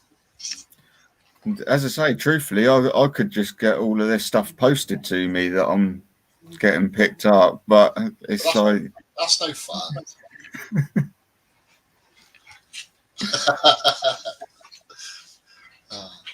Well, we proved that like last time that I'm pretty much the same side X because I said we weren't buying anything at the last show and walked home with a lot more than we expected. It's inevitable. We'll probably do the same again this time. What I actually want is what I really, really, really want now is some decent, large roach colonies to add to my existing roach colonies. That's what I actually want. It's the only thing that I really, really need. Because the dubias are starting to slowly dwindle down now. I need to add some fresh blood into those. And the red runner colony that I've got is only a small colony. I just need more. So, yeah. Do you want to get up and say hello? Come on in. Come on. Say hello. Hello. This dog weighs a ton. Getting big, ain't he? yeah. Hey, buddy. Oh. I love you too. What are you doing? Says I'm now looking down on you.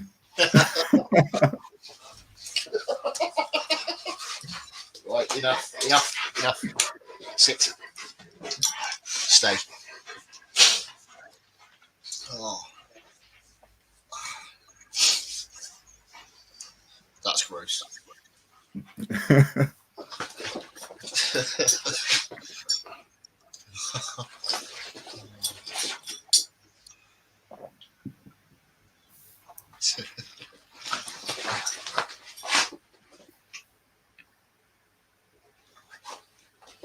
Yeah, I mean, I wouldn't mind looking for some roach colonies, but I've got nowhere to put them. So, I mean, the only thing that I'd look for probably is like 40 to 50 dubias, which I mean is pretty easy-ish to find. 40 to 50. You can buy that pretty much anywhere. I mean, I could walk to my local, well, not walk, but I could go to my local reptile shop and probably buy 40 or 50 from them. Yeah. Yeah, I'm not sure how many's left in one now. Probably 1,000, couple of thousand maybe. But it was a lot bigger than that. I'm pretty sure at one stage there was probably about 10,000 roaches in my dubia colony. Well, I can't have that many because mine are only in like a little 10-litre tub thing. So I don't think 10,000 roaches would quite fit in there. Oh, I've got, I don't know. Yeah, you can sort of see it. So just there, that big grey tub. Yeah. Yeah, that's like sideways on there, so you can't see the full length of it. But that's like a, I don't know. I think it's like a 60 or 70 litre rub style tub. Yeah. So, and that's got all the egg crate and stuff in it. That's the dubia colony, and the one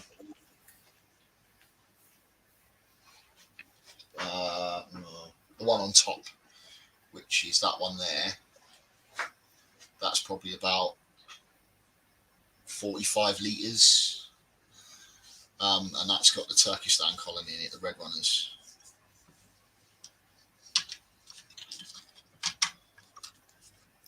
Yeah, I've got an 80-litre sat down here, ready and waiting sort of thing for a big colony to go into, but yeah.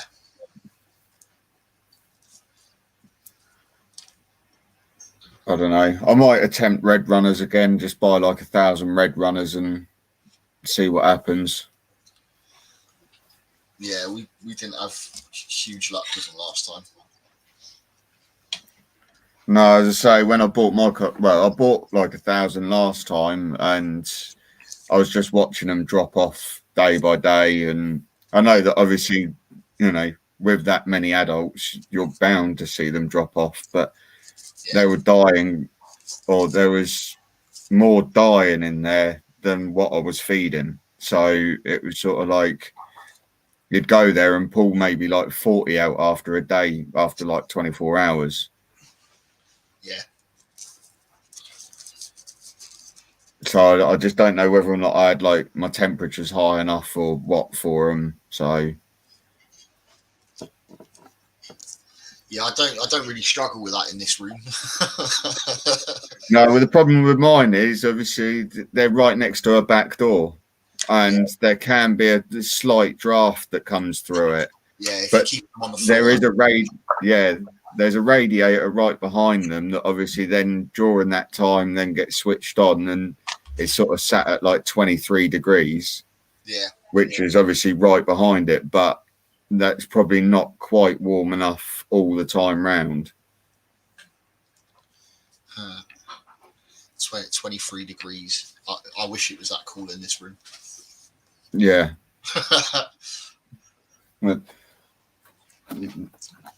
That's exactly what it is in here at the minute. Yeah. 23. Yeah, our room thermometer's gone down actually. I need to get a new one. But on average in here it sits at about 26, 27. Yeah, with obviously now the temperature's starting to drop outside, I'll have to get the oil-filled radiator back in here again just to heat it up. But obviously I didn't want to bring it in too soon and then cook through the night with it on if I didn't have to. Go on in, Stefan. I'll let you do it.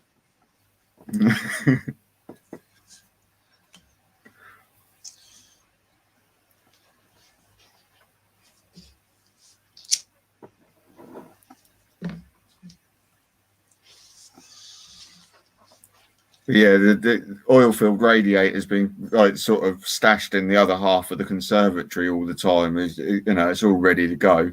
But it's quite funny because like Phoebes now gets it out, and it's like her little hostess trolley. Apparently, she goes round and sells. It's got cups of tea on it, and see her running around the house with it instead.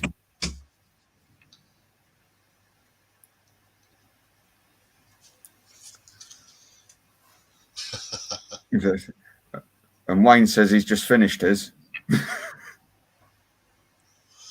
Yep, literally. Sarah's just come in and collected the bowl and taken it away.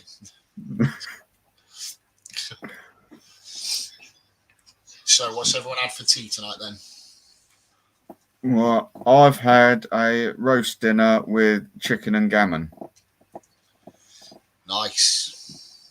Can't beat a midweek roast. Chicken on chips for side X. Thank you, my darling.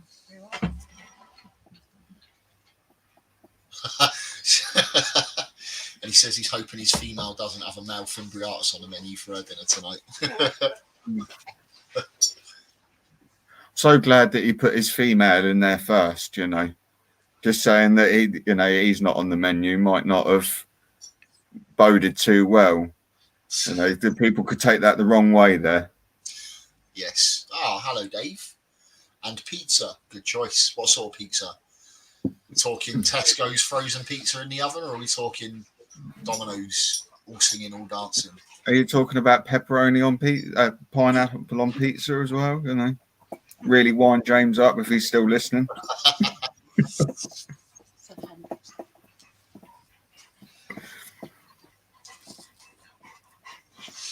Stefan, Samyang X2 spicy noodles.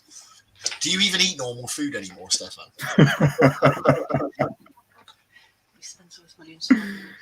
Takeaway barbecue chicken. That's good pizza. Still needs pineapples though. Whenever we talk about this, it's still my mind still brings me back to the meme that I put on my Facebook that I shared, and I tagged James in it. And there's a guy holding a pineapple with a slice of pizza on top. How about pizza on pineapple? Yeah, I've seen that one. Brilliant. You know, what can you say? It's pizza on pineapple.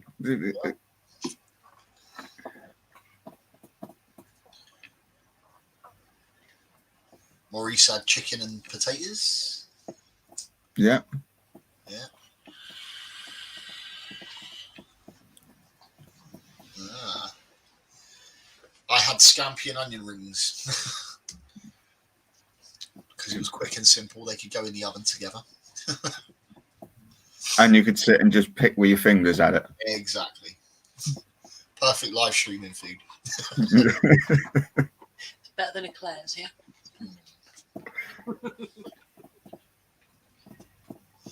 We've not done that for a while, have we? Sat down with a pack of chocolate eclairs. Well, she brought me in a half of an Easter egg earlier, believe it or not, which is one of the salted caramel Lidl ones that they did. Nice. And it's like sat there, like looking at me.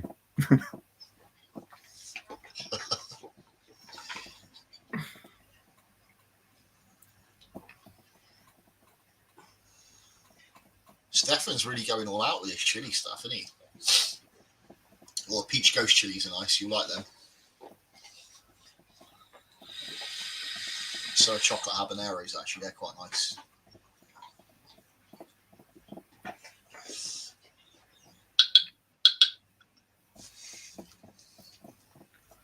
All right. Is Stefan trying to catch up with Gar here then, is he?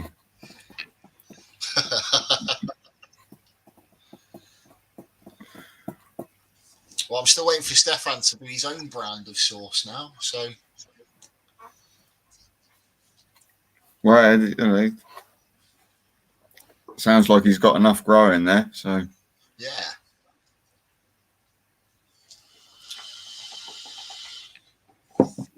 and my one's still sat down there.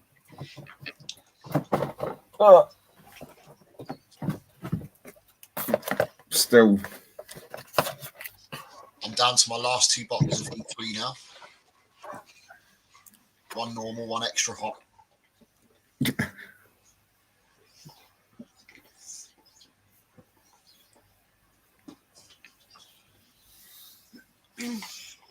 Oh, Christmas special. Ebbs is drawing a Charizard. Oh. Ah.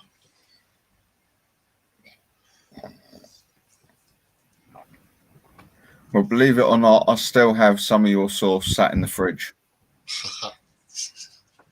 You must be the only person that I've sent some out to that's still got some left.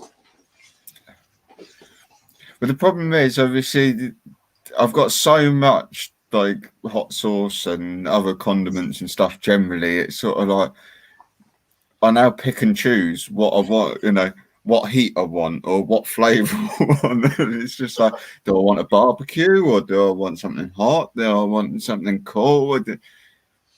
I can't make up my mind half the time. So in the end, I just have nothing. There you go. Stefan was clearly surprised by that statement as well.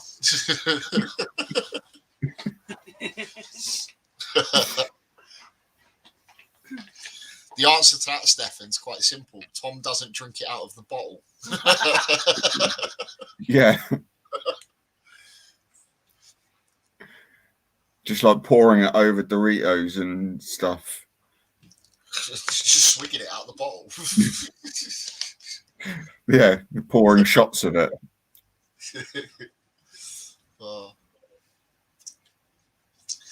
So that just means that I've got to get around to doing V4 now. So far, it's steadily got better and better each time. Let's see if I can improve. Christmas special. Yeah, maybe.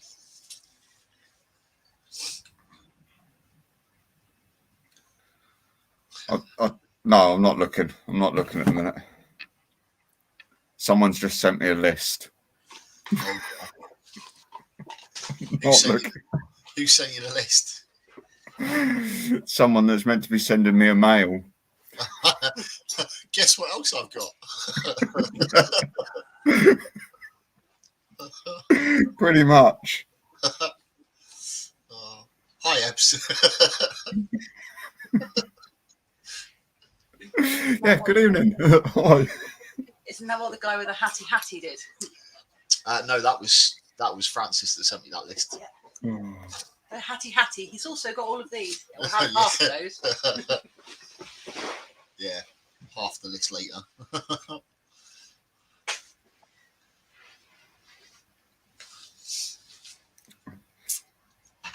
Well, there's 1, 2, 3, 4, 5, 6, 7, 8, 9, 10. About 17 T's on there, and it's looking to shift the lot ideal and in one go will accept offers. Oh God, what's on the list? Well, try not to look. Yeah.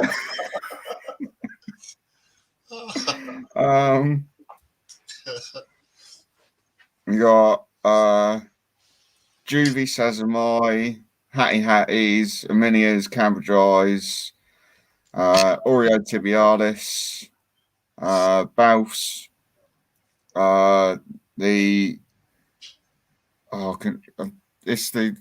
is it orthognoctonized species Mindanao Oriental, I think. Okay. I think it's orthognoctonous.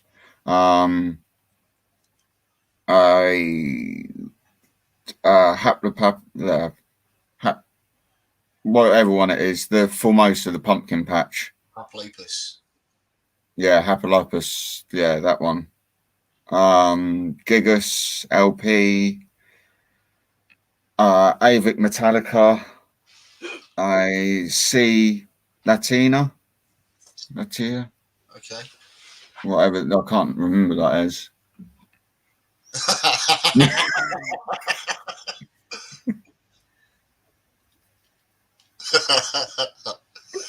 Oh, Francis's brain just filters out the word out for everything, doesn't it? I know, yeah.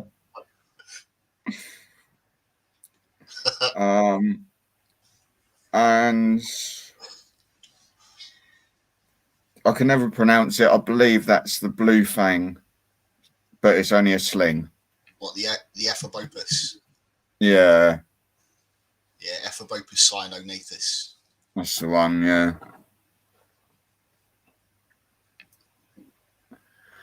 So yeah, there's a few. Send me that list. and the contact details. Seriously. I'll speak with him and Filter out the ones he wants.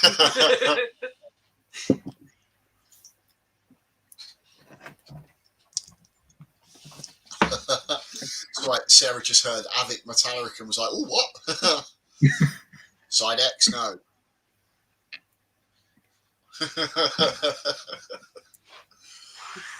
but it's only sling. What's that? The Avic Metallica's only sling. Okay.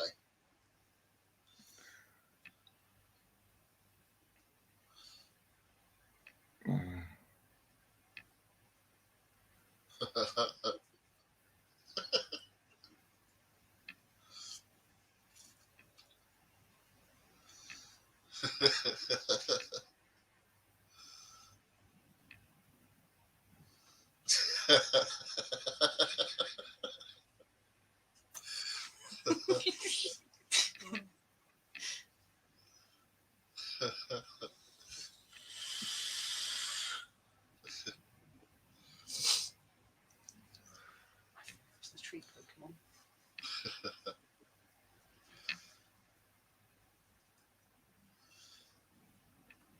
Evening, Ian. How you doing, buddy?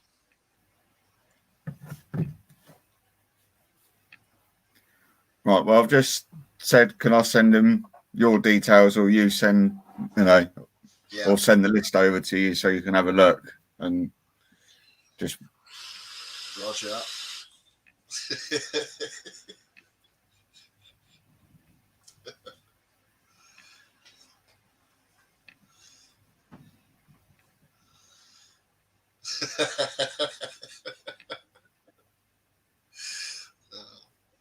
No.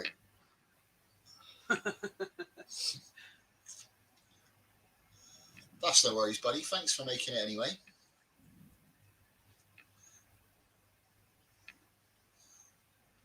How is the shed going, by the way?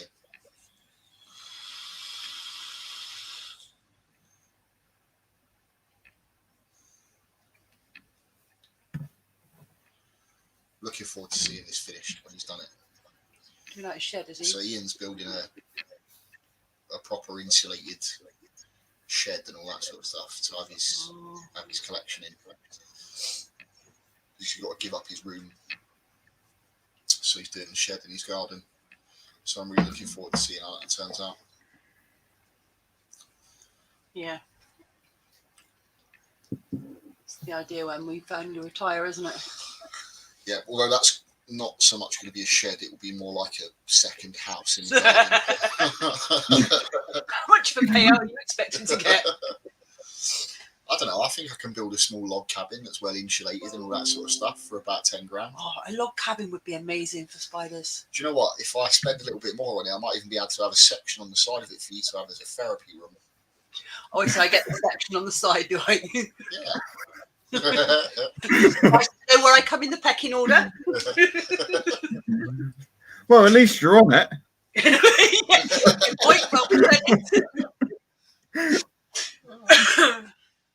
He could have said that he'd have his own workshop on the side, No, that's going in the garage, right?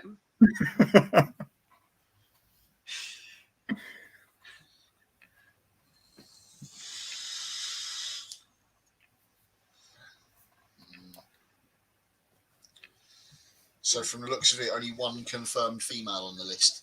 Yeah, that was what I was a bit like.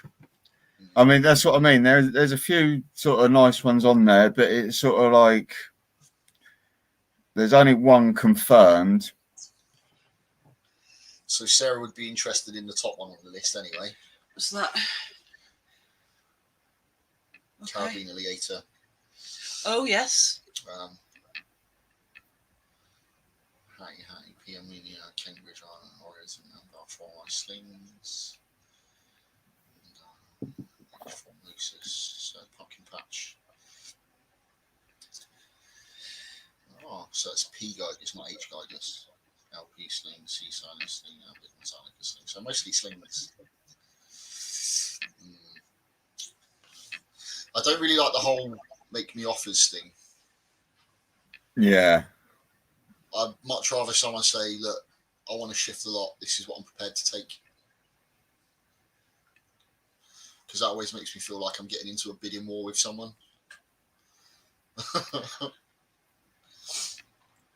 Well, I've passed his name over to you, your name over to him as well. So, I mean... Well, let's see if he gives me a shout. If not, let me know and I'll make sure that you get in contact with him. Obviously, if you're interested in some, then... Well, to be honest, with what's there, there's some nice stuff on there, and if it's going at the right price for the price of, like, the sake of a few extra slings and stuff, if it's going at the right price, we could potentially be interested in taking a lot. Well, that's it. Like I said, it's just got to be at the right price. I don't want to get involved in a bidding war. This is why I'd rather someone just say, look, this is how much I want for it. You're either prepared to pay that amount or you're not. It's that simple. Or is that just me being a little bit? Sounds like, no, really not. See, it just said offer a tenner and half a pack of wine. I think a tenner's worth of fuel's a bit more on the price list nowadays, ain't it? Oh. Yeah, I tell you what, mate. I swear your way. I've got a jerry can of diesel in the garage. It's red, but don't tell anyone.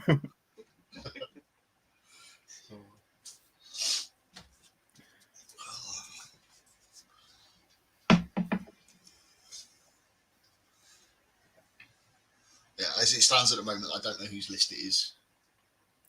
I've just got a list.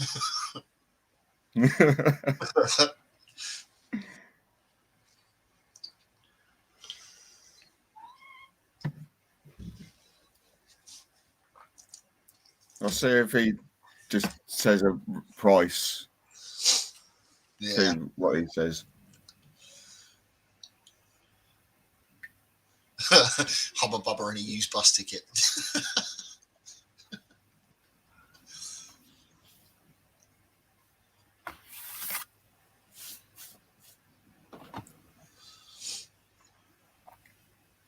As long as the Hubba Bubba's stuck on the used bus ticket, then you're fine. It's got to be, one It's wrapped up in it. and used to,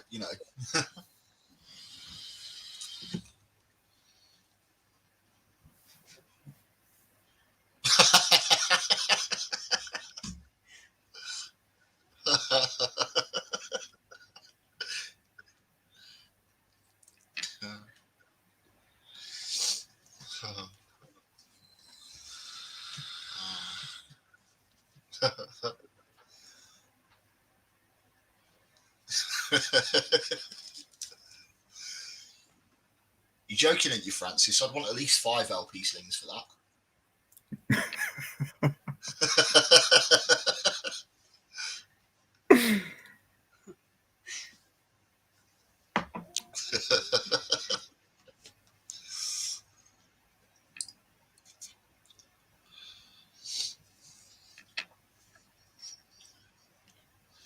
I don't know if you'll be able to see it, but that's the full list.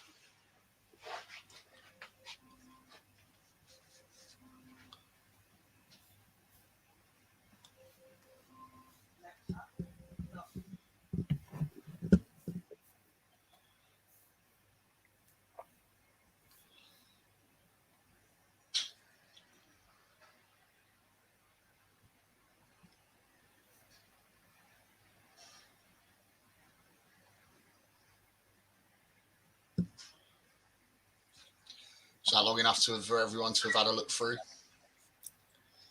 Right. There we go.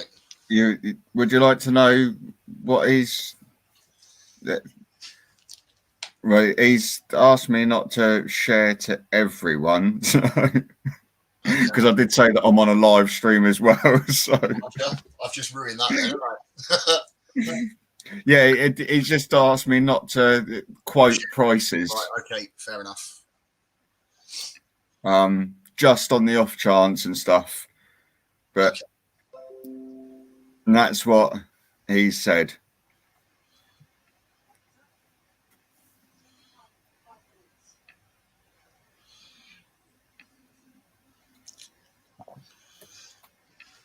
Okay.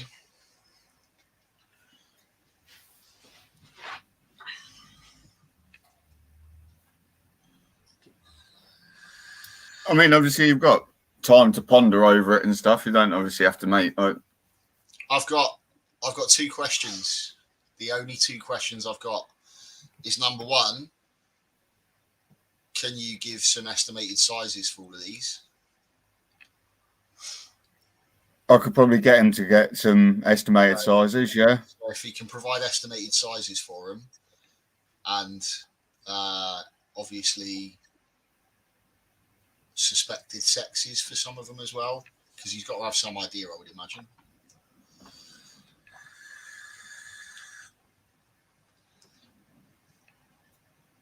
So I make the assumption anything on there that's not listed as a sling is juvenile or bigger. I imagine so. Then, yeah. So my only question with that is, if they're juvenile or bigger, why are they not sexed?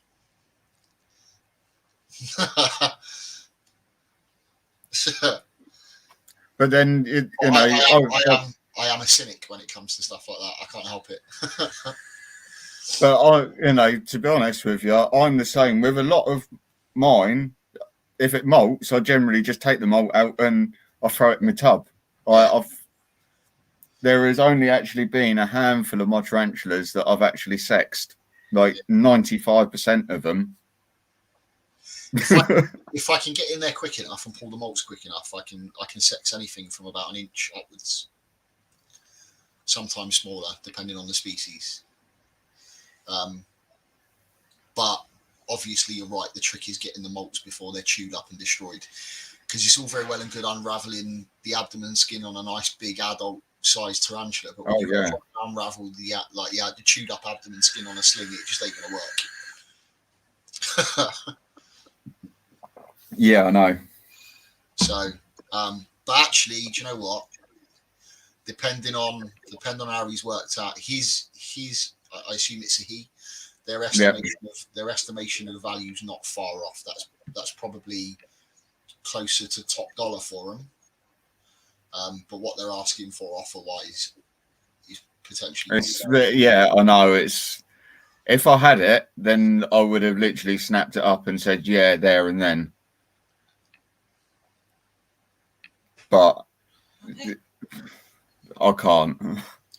Bearing in mind, if you think about it as well from that perspective, the top one on that list, that's a big chunk of that total asking price. I know. Yeah, I know. So, actually,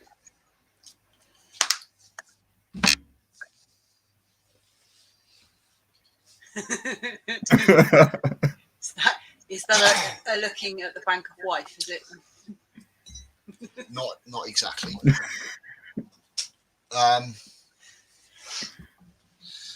Yeah. So if you can ask him if you can give us a rough idea of size on those, doesn't have to be exact, just a rough idea.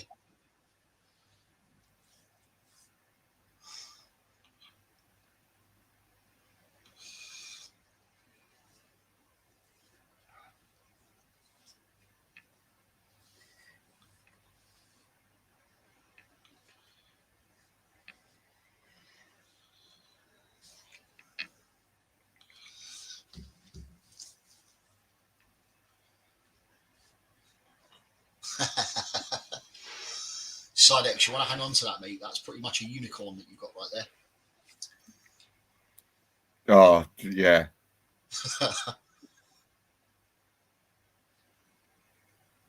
I've still got about 5 years to find out.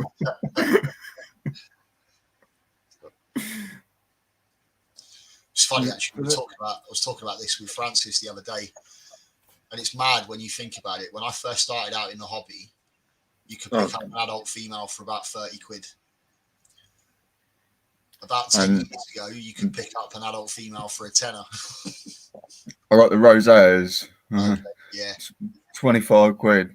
And they were from PTs. Could have got 2 adult females for that 10 years ago. Disgusting. Although it has doubled in size since it's been here. So, that's...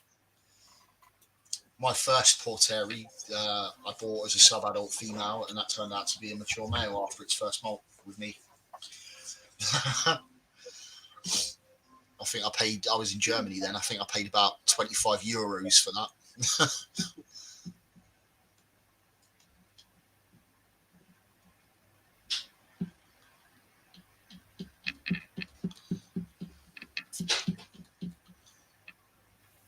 Exactly. Like Ian says, they were like LPs. You couldn't give them away. Yeah, well, that's it. There's stories that you'd go in and buy an enclosure and... Oh, she just walked in here with a freshly baked banana loaf. But yeah, you go in, buy an enclosure and get given a rosea or... Yeah. You almost guaranteed every collection that you bought from somebody included an adult female for free, didn't it? It was mental.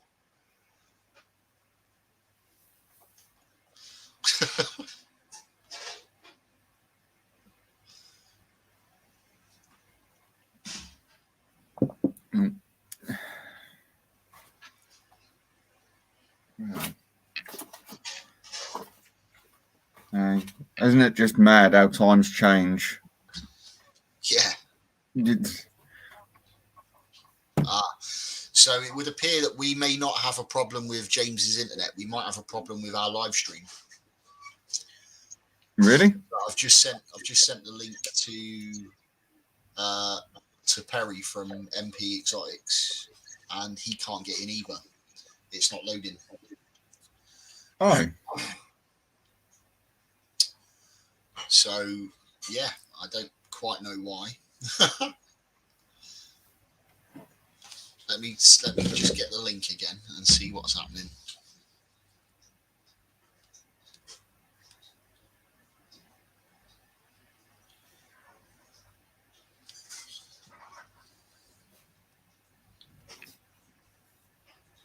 all right.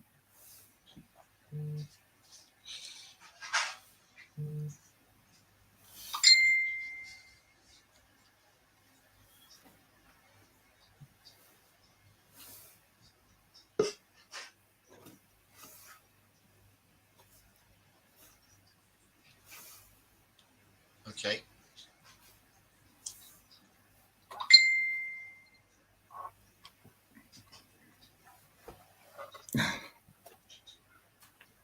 What have I done with them?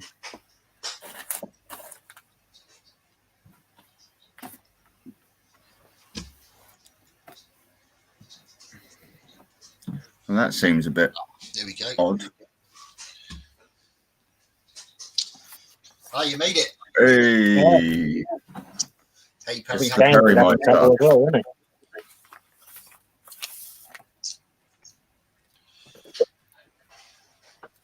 Already got a question for you guys. Okay. How much do you know about millipedes? I know a little bit. I know a I've been little bit. I've been given a bunch of millipedes. I'm pretty sure I know what species they are, but I need to have them confirmed. Okay. Ugh. A tiny little thing. Try and get the light properly. So that looks like a bumblebee millipede. Does, but it looks an awfully big. I try and get a mark on my map. Let me From see. what I knew, bumblebees were quite small, really.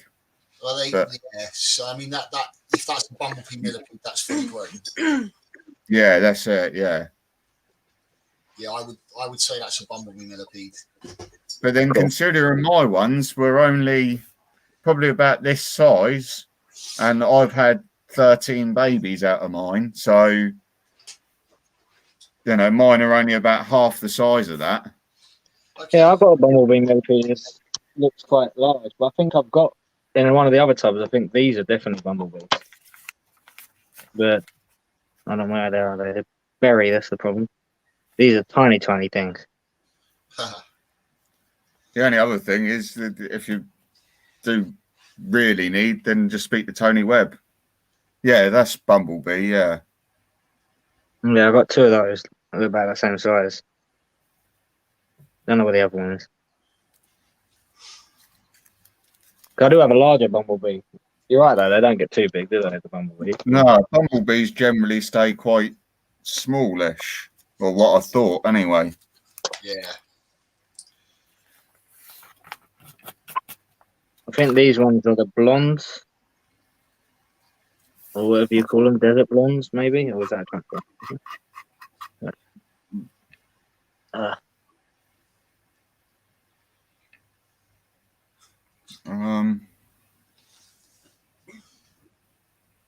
Not sure. I'm not sure of that. I've got two of those. It's like yellow colours. Two little ones. Ooh, Hi Phil, how you doing, buddy? Oh, Ebbs is off. Bye, Ebbs. I hope we haven't missed you already. Oh, sorry. We're trying not to distract you from your Charizard too much. Yeah, that's it. That's the millipedes. I love my millipedes. They're cool. Yeah, to be honest with you, mate. Yeah, my only guess out of any of those is that one that I think is a bumblebee. But other than that, Yeah. I don't know enough Yeah. of them to say any more than that, to be fair. I can identify like an African train millipede. I can identify chocolate millipedes. You know what? I've only just caught on, but there's labels on the box.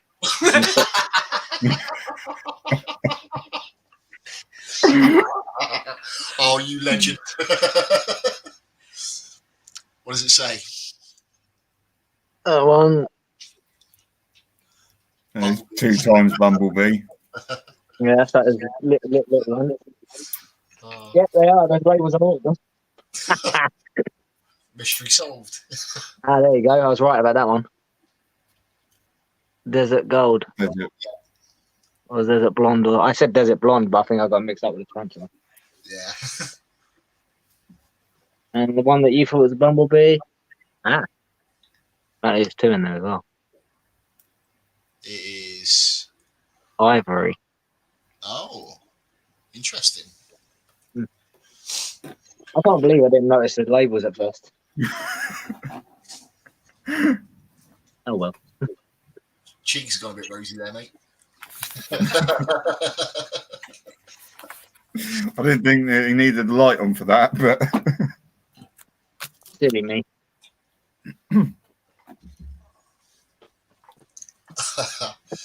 Oh. So you, I hear you're heading down to the Brighton show. Oh yes. You get Yeah, the train there. You get a train. Yeah, I was hoping some of my mates would come with me, and they can give me a lift, but none of them want to go, so I'm having to get a train. Surprised you've not talked Lee into giving you a lift. We don't really talk anymore, to be honest. Oh, Yeah, it's like drifted apart sort of thing. So, okay. but no, I went with him last time, didn't I? But, Yeah. Well, it'd be good to see you there anyway. yeah, I haven't been to a show in a while. I didn't even go to Doncaster recently, and I really want to go to that. Man. How's the double hit doing? Thank you. Yeah, she's doing great. She has got such an attitude. I know they all seem to have attitude. I had my mate come over the other day, and he was holding one, and it struck at his face, and he freaked out. He actually dropped my snake. Ooh. No, but she's all right. She's still eating. She doesn't seem injured. So, but No. yeah, he Well, jumped and let go of her. I don't care if it bites your eyeball. You don't drop my animals. Yeah, exactly. He was very apologetic. He felt really bad because he's got his own snakes as well. He has no idea why he reacted like that. Just obviously wasn't expecting it. Pure shock No. on that. It seems to be all those double hits I hatched were nasty. They all had attitude, but Mega. they're all good eaters as well, though. So I think I lost one out of the entire clutch, and that was like really small when it first came out. So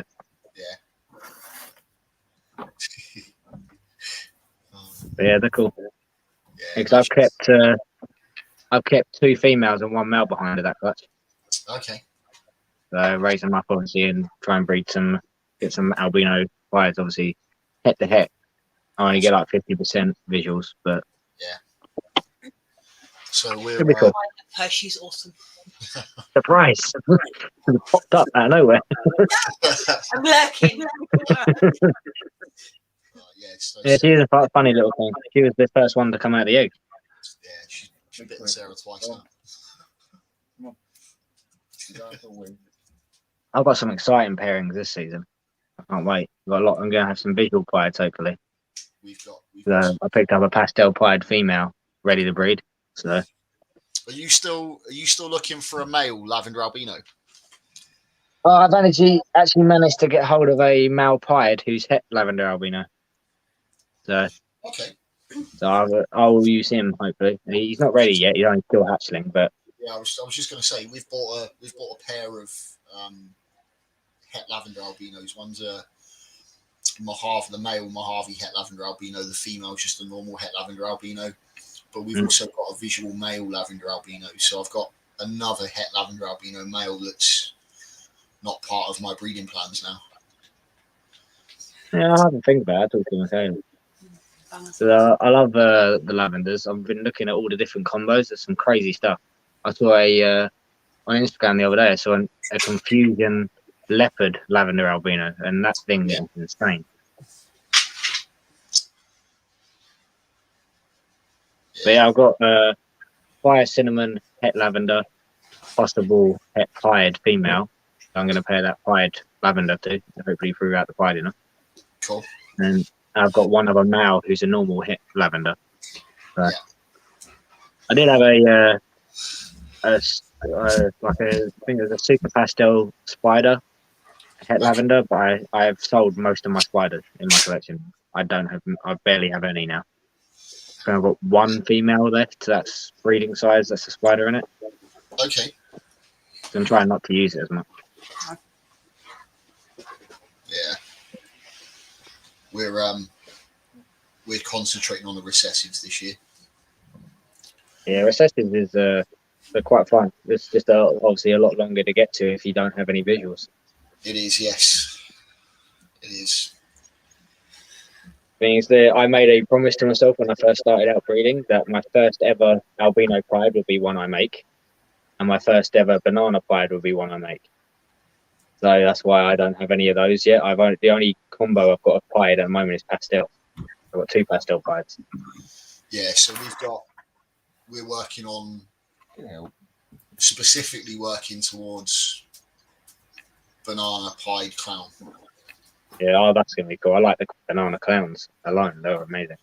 So we've got what have we got now? So we've got lots of het pied stuff. We've got some double het stuff, but we've also got the banana double het clown pied. Yeah. So that should shorten things up a little bit, hopefully. Yeah, I've got a banana double het pied and desert ghost, but I don't have anything. I've got the pied female I'm going to breed into next season. So this season I'm using my regular pied to make some pastel pieds because she's a pastel pied. And next season I'll use my banana because unfortunately my banana did get RI, and I have no idea how. I think it was from he didn't eat his rat and I didn't check, and the next day it was still in there, and and I noticed he was wheezing, so I've been treating him with antibiotics, but he's finally gotten over it. Okay. And so that's why I'm giving him until next season to start breeding my bananas. Yeah. Yeah, he's cool. I just don't have anything else that's got desert ghost in it, or any females anyway. I've got another male that's got desert ghost as well, but yeah, not obviously going to work 2 males.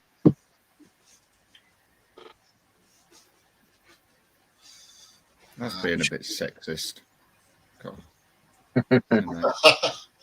That's not really how biology works, though, Tom. In this day and age, God. Well, they could adopt. Is that what you know? It's an cultural acceptance now, isn't it? Class themselves as non-binary.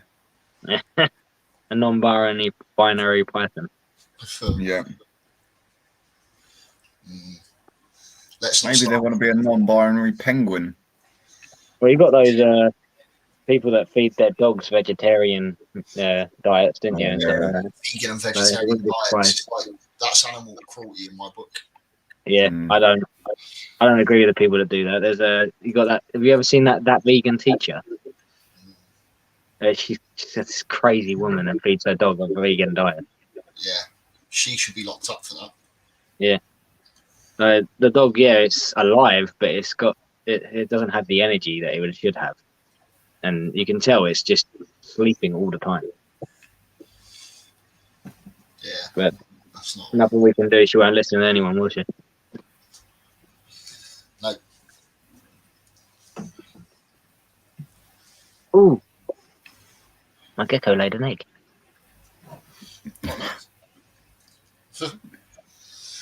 Oh, that's what Good job. How are your tokays getting on? Yeah, they're going good. They still don't like me.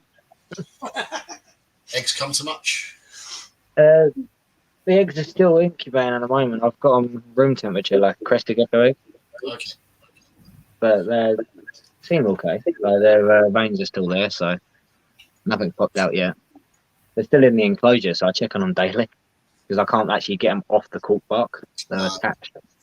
You've got to catch them on the day they're laid, otherwise they're pretty much. Yeah, the mum and dad will eat them. So, I had been tempted to try and maybe put cotton wool in either side. It's a cork barred tube, so maybe to stop the mum and dad getting in. But I know that they would just dig their way through. Cotton's not going to stop them. I'm trying to think of something that was like, I heard it got air. Maybe if I put a mesh over it with elastic bands, that might stop them a bit. I don't know. We'll see what happens. I'll keep an eye on them every day. As soon as I notice some hatching going on, I'll move them into a separate enclosure. Actually, I might just take the cork bark out and put it in a different tank. Second That's probably a smart idea to do, actually. Yeah. But all right. Thanks for popping in, Sidex. You take care, buddy. And Michaela likes to, when she sprays the Exoterra, she sprays directly into the cork bark tube because there's two cork bark tubes. There's one where the geckos like to hide in, and the other one. Yeah. So she sprays directly into it, and they start. And all you hear is geckos having a go because you're spraying them directly. Little attitudey things. You said yours has never made a sound, didn't it? It has when I've been in there. and Sarah's taken the bowl out. heard it. Is when she's been in there doing some maintenance, taking the bowl out to clean it out and stuff like that. I've never heard it. They're cool little sounds, and it's funny with their attitude because the female, she's huge. My female, massive. And when you see her out, if you go too close to the Exoterra, you see her with her mouth open. She's not too happy with you when you get too close. Yeah, I love tokeis. They're mean. Yeah, cool. I remember I went to the pet shop to buy pet food, and I saw the two adult male and female tokeis in the tank, and I went, I'm getting them. Didn't even think about it, and then I was like, maybe that wasn't a good idea. I know our reptile shop, when I walked in like good couple of years ago now, when I sort of started getting back into geckos and stuff, sort of it was like, you know, there was one in a tank up there, and I said, "Oh, you know, is there any chance I can have a look?" He went, "Really?" I was like, you know, you just got to like, just let me, you know, just pull the leaf to one side just so that I can, you know, see the size of it, you know, and stuff like. He was like, "You want me to put my hand in there?" I was like, "Get a pair of tweezers or something, you know. You don't have to go sticking your hand in there." He said, "Yeah, but you know." When Sarah bought this one, it was the same thing. She said to bless her, the woman like that works on the reptile section of our local garden centre and stuff. She's only a little thing as well. And Sarah said to her, like, can I have your tokay gecko? And apparently this woman just looked at her as if her world had just ended. She just looked at her, what? I remember when I was looking at mine, I was going through the reptile section, just looking around, and he was in there. He said, "Oh, you knew I was going to go in with something," but he said the whole time I was looking, he was hoping I didn't notice them geckos. And as soon as I went, "Could I get those tokay geckos?" I was just seeing go. Fine. I think that's just every reptile shop, isn't it? As soon as someone says, "Oh yeah, I'll take them," they're just hoping that everyone's just going to go, "Oh, I'll just take them with the tank." That's what I would say, enclosure included. Oh, there's another reptile shop near me that sells tarantulas as well, and with their old worlds they have in there, it's always with enclosure. And it's quite funny. Right.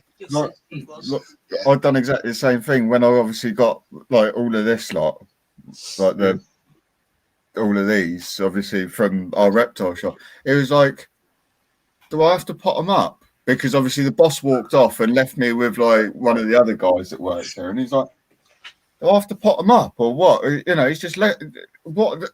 No, I'm not. He said, "No, you can just take the tubs with them as well." I was like, "Okay." I've got quite a few reptile shops near me. There's one not too far away, and when I go there, he's a bad influence on me, the owner. He's a really nice guy. We get along really well, and he knows his ball pythons like I do. We're really into it, talk about genetics and stuff. Yeah. And then he starts bringing out these amazing royals, like, how about this? If you had this, would pair with your one of this, and I end up buying stuff. He's a really bad influence on me. What you're telling me is he's a really good salesman, and you're a bit of a sucker. Yeah. The thing is, he knows what I like. That's the problem. I go in there, and he's like, "Look what I just got in," and I'm like, "Oh, damn, why?" A good salesman. His customers. thing is, a lot of the stuff, most of my hatchings from this season that I hatched, I took to his shop, traded them in, and he was like, cash or credit? And I was like, oh, I'll take the cash. He's like, you'll get more for credit, and if you want, I can throw in this. And yeah, I ended up doing credit. So I was having trouble selling a lot of my hatchings this season because I unfortunately had a lot of spider. Yeah. So, but that shop, he took them all because he also them was pet quality only. Yeah. And they go quite fast, the spiders, because people like the pretty patterns. And obviously, I had quite a few different combinations with the spider, so it looks quite cool. But yeah, there's bad influence in that shop. Every time I go in there, I come home with something. I go in there just for insects and stuff. And next I minute, try. he's like, oh, we've got this out the back. It's like, well, yeah, that's out the back. Oh, but I can go and get it. And no. No. It's even worse with this owner, the one I just mentioned. He lets me go to the back of his shop. He says, come with me, come here, look at these racks. And I start pulling out racks, and I'm like, oh my God, oh my God, oh my God. Yeah, friend of ours is a bit like that with his shop. Mm. You just go in, he's like, yeah, whatever. Open anything you want, take out whatever you want, anything you've got. He says, he goes in there and he says, don't touch anything that's got a skull on the tub. And I'm like, why is that? He's like, because it's venomous and you're a twat.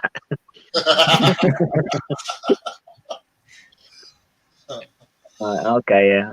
I'm pretty sure that stuff's behind lock and key. Oh, he's got it in a room that has a lock and key, but he lets me go in there because he's got he keeps his geckos in the same room, Okay. and I want to look at the geckos. But he says just don't touch him. But he does show me them sometimes, but I have to stand away. Like he had a beaded lizard in there the other day. That was awesome. But obviously they're a venomous lizard. Good evening, Rocky Mountain Spider Freaks, James and Danielle, or James, whoever we've got this evening. It's a bit hard to tell nowadays. Yeah, With the world back and It's funny with YouTube channels that have two people in it, like me and Michaela. You don't know who's talking, do you? You're like, Sempi Exotic, but is it Michaela or is it Perry? Although Usually me. it's 95% of the time it's you. It's because it's on my YouTube, our channel. It was my account, and I just changed the name of it, really.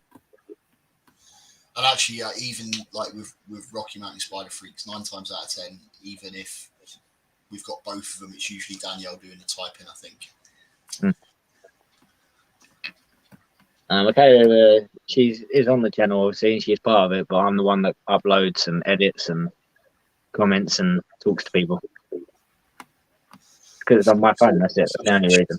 So she's there in spirit. She's I call her the animal cuddler. So I clean the animals. While I'm cleaning them, she's holding them and cuddling them.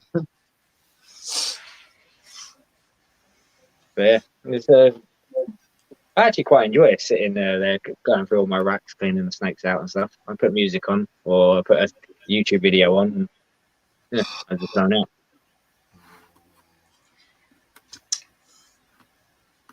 Uh-oh. Oh.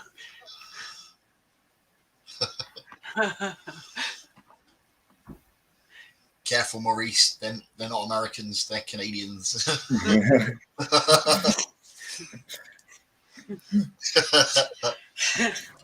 walking into a world of punishment.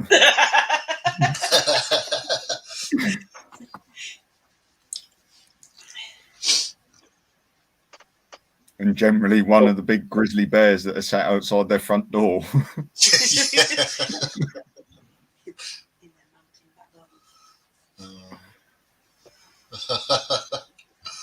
Yeah. I thought the UV bulbs only lasted 6 months. Look, it says a year on there. The new T8s, they're a year. The new T5, sorry. The T8s are only 6 months, generally. Yeah, it's a T5, yeah. Yeah, T5s are a year. Yeah, And you just even need to still, do- even after a year, they can still be okay. But then you need the whole, gun for it and everything else, and you're looking like 300 quid for one of them. And This will go decent. 'Cause this So is for my blue tongues. Their UV, the whole light system, the transformer and everything is just gone. Yeah. It'd be a decent one for them. Nice reflector. yeah, see, I do like those little T5 lighting units, and that's what we've pretty much switched all of our Vivs over onto now. I think I'm going to switch to the even though I haven't set it up yet. I'll set it up in the morning. It's not done there. They've had the UV. I've basically been substituting them with a tortoise lamp for now. Yeah. But it's something for them. It's been about a week. So once they've got the proper ones out, they'll be all right.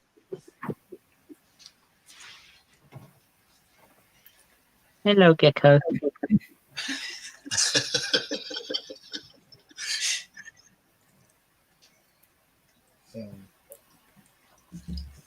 But you're talking about UV lights. I've got to change the one in the tortoise tank soon. That's coming up to a year old now. So Yeah, I was going to do soon as well, actually. I thought I can't find my tortoise's certificate. You know, the one you get when you buy a tortoise. Yeah. I've lost it. I don't know what to do. It's somewhere around. I will find it, but Yeah. Is it microchipped? yes, he is. Yeah, that's cool. You should be able to get a replacement certificate from wherever it was you got it from. I have to contact the previous owners because the previous owners bought him from a pet shop, and then we had him after from them. So Yeah, I mean, their certificate really it's just their evidence that they're captive bred and they're, CITES compliant. yeah, it's basically I would have to provide that if I wanted to sell him, which I'm not planning on doing. Yeah. He's a little nutter, he is, Arwen. Eats everything. Destroys everything. yeah, you clean the table. Yeah. Owen I likes give to him- drag his moss everywhere. Well, I'll give him a nice fresh water dish. Within a few minutes, I'll come back and it's just filled with soil. Because he's just climbed all in it, hasn't he? Yeah. Yeah, our little monitors like that. My Asian water monitor is like that. My Asian water monitor likes to poo in his water, and he'll do it within a few seconds of me putting the new fresh water bowl in. Yeah. He's actually Yeah. currently got poo water. I can see it behind me. Like literally, within the matter of an hour or so of giving him fresh water, he will be in there having a bath, chucking dirt in there, and then he'll shit in it. See, that's the only problem with water-dwelling reptiles, isn't it? They always poo in the water. Yeah. Which makes it easier to clean the enclosure, but it makes it smell 10 times worse. Yes, it does. Yeah, he's packing on some size, that little guy. He's growing quite quick. What monitor is your one? He's a Bosk Savannah monitor. Oh yeah, I've got two of those. My Bosk, I've got one Bosk who is who was found on a cardboard box on the side of a road. Okay. Oh, Yeah, and the pets at home took him in, but they didn't know what to do with it, and they contacted us because they know we keep reptiles. So that comes in handy. You pet shops locally, you start talking about your animals, and the staff start knowing you. But yeah, we got that one, but we did have another one from Baby, and she's got a bit of attitude on her.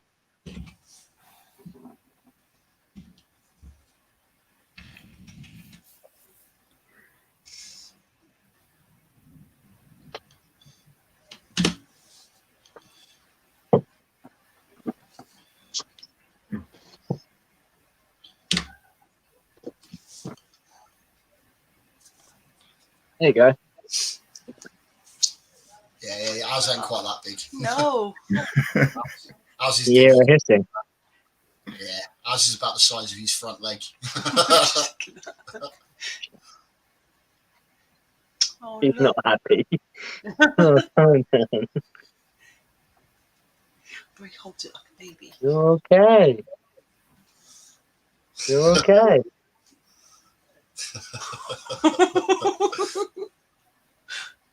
You're okay.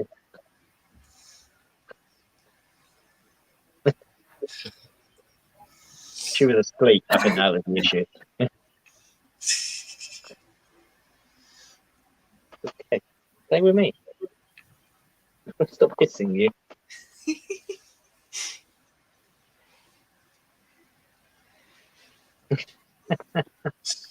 No, she's cute.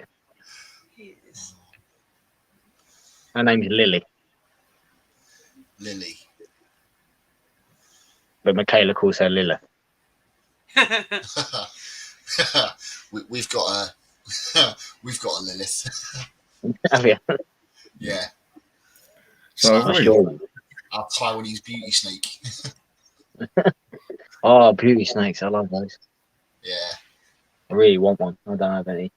Lilith was the first bride of Satan, like mother of demons, which is why we called her Lilith, because Yeah. she's an evil bitch. No. Beauty snakes are, aren't they? It's a rat snake, isn't it? Yeah. Rat snakes are all quite nasty. Nice. He's still hissing. I think your phone's buzzing.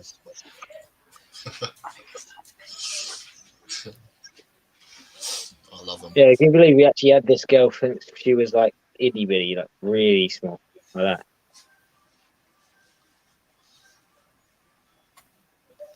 Yeah, I don't think it's going to be that long before. Yeah, I don't think it's going to be that long before mine gets to that sort of size. They seem to grow pretty quick. Yeah, they do. Yeah, you got to be careful with boss monitors. They can get obese really easily. Yes. You know, so as long as they got a wrinkle on the side, that's usually the rule with a monitor. Yeah. Yeah. Like my Asian water monitor, he's a big eater, but I'm trying to monitor his food. Yeah. What do you keep him in? I don't even know the size of it. It's like a arboreal Viv. It's I think it's a 4 foot by 4 foot by 3 foot deep. Yeah, I was going to say, they're not Asian water monitors. Are they not like the second largest species of monitor in the hobby? Yeah, they are, but he's only small at the moment. Because pretty soon he's going to need a room to himself. I'm building a shed in the garden for him when he gets big enough. Because they Oh, are there you go. monsters, but they're fully grown. It's like a small Komodo. I just put her back, and now she's giving me the side eye. You took away our freedom. I'll show you the other one. Though. He's a bit of a. He looks a bit rough because he's really weak still. We have only recently got him. Okay.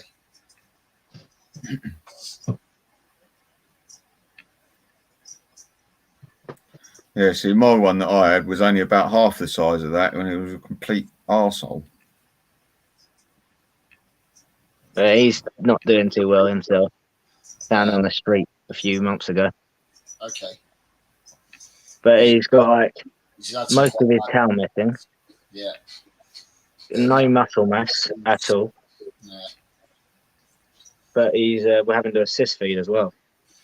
Yeah, he looks And like he's blind in one eye. yeah, looking at his tail, he looks like he might have a bit of MBD as well.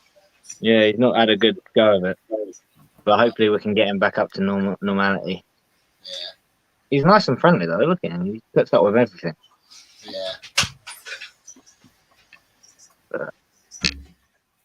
Bless him. He'll be all right. Yeah.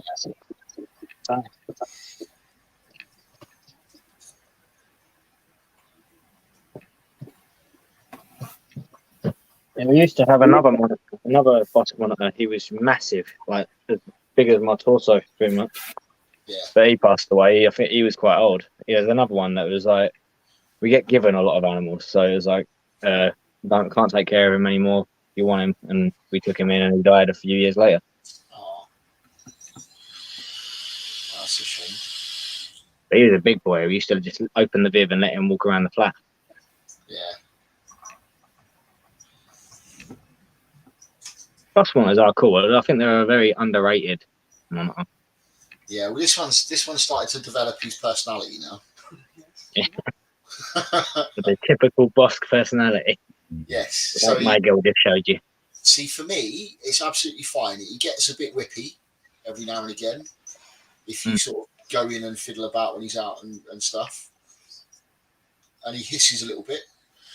Yeah. But I can get him to come out onto my hand and that sort of stuff. Like I say, he's only about like nose to tail about this long at the moment.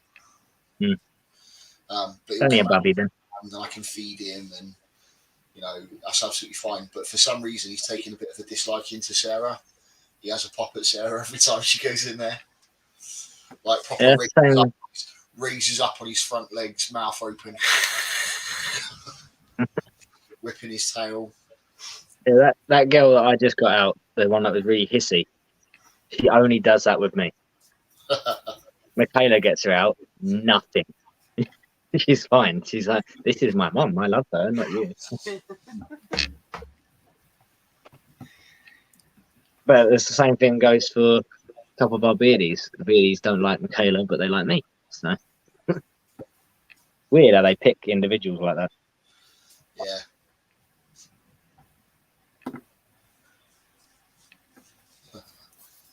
I think you should get an Asian water monitor. They're fun. Oh yeah, yeah. I don't really want something that's going to take on my German Shepherd when it's fully grown. It was my dream lizard. So I weren't planning on getting one yet. I'm in a one-bed flat. Yeah. But someone offered me in for free. So I couldn't pass it up. Yeah. See, if I had the space, I would like to build a proper little like reptile zoo that I could bring people in and show around and stuff. And I would have like caiman and stuff like that in it. That's actually mine and Michaela's dream. Start out with a reptile shop and then eventually expand to a pet shop. Not a pet shop, is it? Yeah. Do what Brian Barczyk's done with a reptarium. Yeah, and snake discovery as well. Yeah. They started out with that as well, didn't they? So. Yeah. I've actually I followed the entire them building their facility as Snake Discovery. Yeah, for me. Yeah, Sarah's been following them as well. I love it. I want to go all the way over to America just to see it. Yeah. And meet Rex. Rex the crocodile. Tom's just going to keep increasing his collection, eventually open up his spare room. Knock the wall through. I should just put a sign on my front door and have people just come in and view my animals. You start charging entry. Yeah. We already have people rock up just to see the animals. Sarah's just said we've already got people that rock up just to see the animals. Oh, so do I. I've got mates that come to my door and they're like, no, we wanted the day out in the zoo, but we thought, let's just go Paris. Cheaper. But Yeah, we've got more stuff coming actually. So, like I said earlier on, we've got a blue tongue skink that we're just waiting to pick up. Yeah. And now Sarah's decided we're getting chipmunks as well. chipmunks. Chipmunks, weekends. Chipmunks. I can't really complain. I've got ferrets. Yeah, found somebody that's rehoming chipmunks, I don't want chickens. and she wants chickens. Michaela wants chickens, but I'm allergic to their feathers. Oh, Oh, I'm sure get a there's. duck instead. They get a duck instead. Yeah. I'm pretty sure there's like a hypoallergenic breed of chicken. Probably. I'm not even opposed to her getting a regular chicken. I just can't touch it. See, Sarah wants to start from scratch though. She doesn't want to get chicken. She wants to get fertile chicken eggs, incubate Oh, and hatch them. hatch Yeah. them out. I wish you could do that with snakes. Lucky dip. Yeah. You never know, you might get a £4,000 snake or a £50 snake. You just never Just know. a random snake egg. Incubate it, see what you get. Yeah. It's like when they used to do those collectible dinosaur toys inside the eggs, wasn't it? Yeah. Oh, what's it going to be in this one? Yeah, you dissolve them in water, innit? Them ones. Don't you like that? Toys. I actually bought a Kinder Egg the other day just to try and relive my childhood.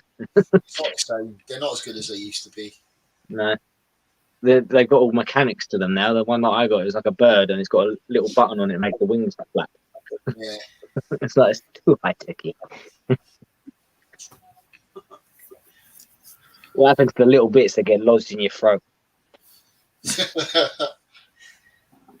Or you stand on and it goes in the bottom of your foot. Yeah. Lego. Lego. Oh. I still got a whole box of Lego.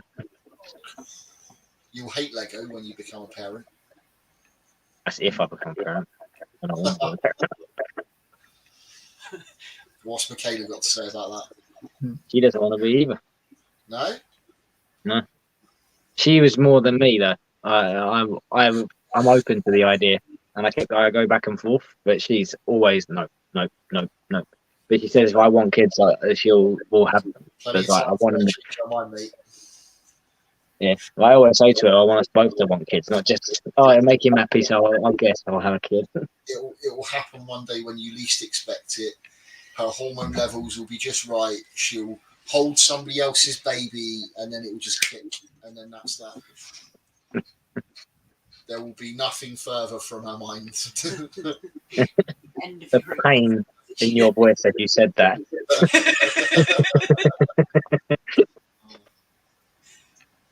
It will happen one day. Yeah. I speak from experience. Oh, look. Oh, Yeah, don't have kids, just stick with them. yeah, catch up. That's what I keep saying, okay, that we got kids, they're just all from different species. Yeah. Yeah, none of them are human. And no one minds if you leave them on their own to go to the shop. This one though, she doesn't make my life a living hell. She does not stop messing about. Yeah. Pulls things off shelves, climbs up the curtains. It's Climbed up my probably- back earlier, that hurt. Sounds like she might have a bit of Bengal in her. Well, the other one's got Bengal in him, and he's more behaved. Weird. But it must be the tabby in him. He's half tabby, half Bengal. His dad was a Bengal, his mum was a tabby. She's a tortoiseshell. She's lush. She is pretty. I love a little ginger moustache. You see that? Yeah.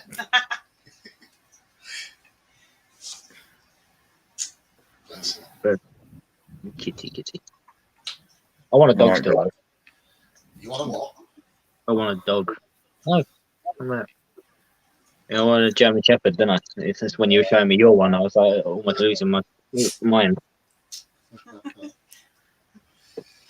Raised He's in tonight. adorable. Sarah just said the way he's being tonight, you can have him. I'll take it. I'll go all the way down there now. Pay you the taxi fee. I'll get his leave.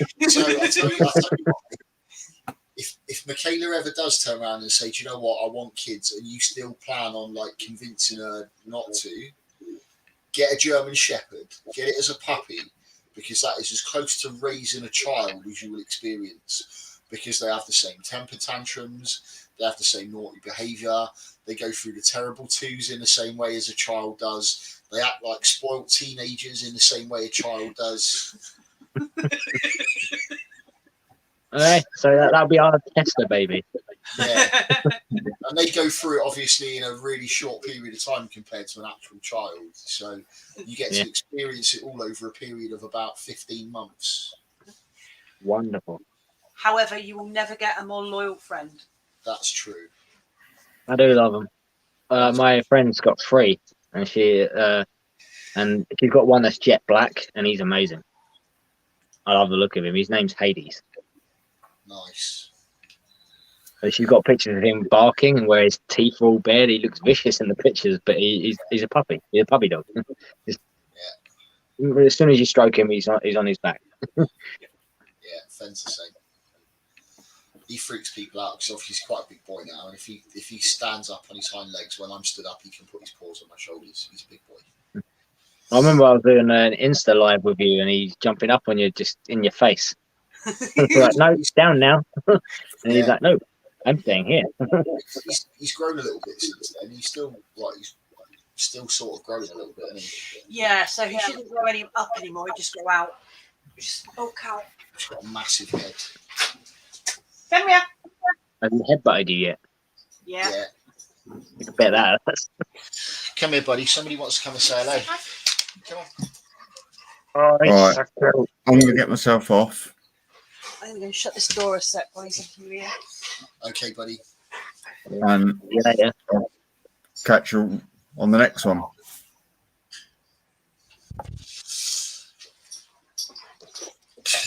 Yeah, that's again.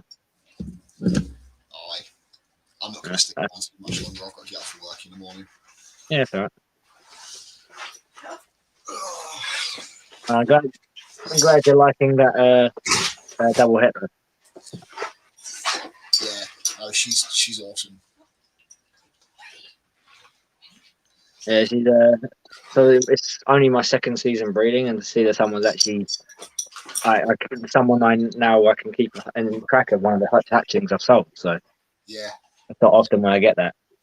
So, you know, see how they look when they're older. I've got a few holdbacks though.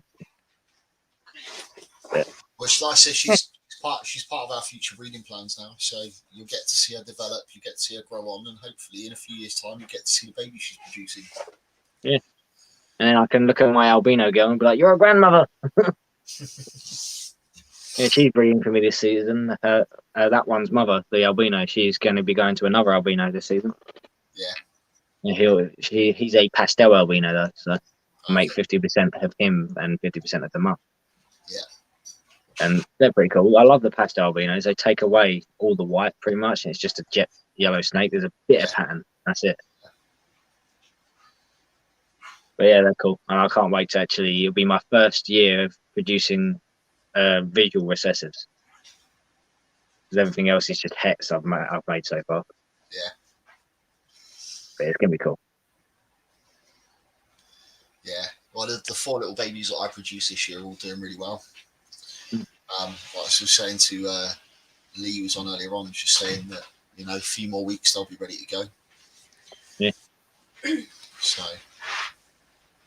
Yes. It wasn't a letter in the end, it was a letter pastel het clown. After the first shed, the colours really came through, so you can see. Yeah. I love it occasionally. I'm going through my hatchings, feeding them, and I look at them and I think, I'm feeding this snake like I do with any other snake, but I'm thinking, I made that. And it's just cool that this snake is here because of the snakes that I paired. And it's just cool to think. Yeah. So you watch it all on YouTube for years when you haven't even done it yourself yet, and then when you get your first few clutches, it's just crazy. Yeah. Well, we've got one holdback. It's not really a holdback because we didn't have it the whole time, but we've got one snake left from the first ever clutch that we produced. And that went to a friend and then ended up coming back to us. Yeah, I've got a couple of hatchings like that. That's a big spider yellow belly male. Yeah. Yeah, I had a a normal pied male who was returned to me after 2 years. Okay. Oh, about a year actually. It's 2 years now. But and I was going to keep him, but I've sort of made him obsolete with my double hets and a bunch of other pieds I've got now. So I've sold him to my mate again, and he's going to him now. So, but yeah, he was returned to me. I had one woman take a couple of snakes from me, didn't even finish paying for them, and decided she didn't want them anymore and sent them back to me. So, and I've got those back, but I'm not going to keep those. I'm selling them again. Cool. Doesn't happen often, but it is a bit irritating sometimes when people keep sending you back your animals. Yeah. And you think, oh yeah, I've got that one sold, and then somebody, no, they backed out. At least it's not ending up in a box on the side of the road. Yeah. Like Sarah just said, at least you know it's not ended up on a box at the side of the road. Yeah. As an unwanted. That's why I always say to people when I sell them an animal, if you ever, like any reason, have to get rid of it, bring it back to me and I'll sort it out. Yeah. If you can, that is, or sell it to someone that's going to take care of it. Because don't just dump it because you can't get rid of it. Absolutely. And I'll always take an animal back if it's needed. I always take new animals in as if needed, as I've shown a couple tonight like that. Rothmana. Yeah, definitely. Even if it's an animal I'm not planning on keeping, I'll bring it in, get it up to health, and then I'll pass it on. Yeah. And usually with them ones, I don't even offer money for them. I say you can have it because it's not obviously something I produced and it's not something at 100%. Yeah. Well, we're keeping him, the boss winner. Hoping to get him up to health and maybe try and breed him to our female. But we'll see what happens. He's definitely a male. He had his hemipenes out the other day, showing them off to us. He's like, hey, look at me. I'm a boy. Oh. Be looking for a lady now. That's what my Brachypelma albicets keeps doing. He's mature now. He just circles his tank just back and forth, just constant. Yeah. Always looking for a lady. But he's going to Tom. So he's got a female for him.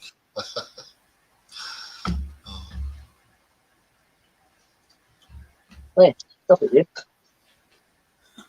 That cat's stupid. Goes right up to the boa and antagonizes it.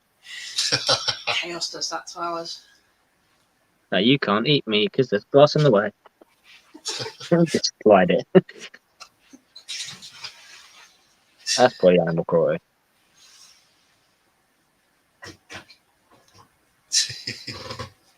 You guys will have to come down at some point and see my collection. Yeah. I was just say, same for you. It'd be nice to get you to come up and see ours, but you don't drive, do you? So. No, but I am practicing my theory at the moment, so hopefully I'll be driving sometime this year or next year. Hey, hi. Cool. Kitty. It's chaos. Hey, I love it. That little kitten's called Maleficent. I love it. And the other one's called Storm. That's completely different. But neither, we don't call them by their names. Maleficent we call Mel Mel. And Storm we call Stormy. They're pretty much similar. Or he actually answers to Dickhead as well.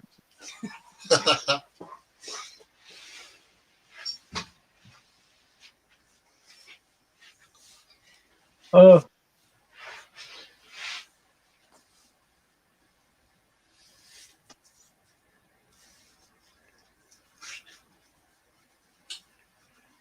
Yeah, I think I'm going to get off. I'm starting to get a bit tired.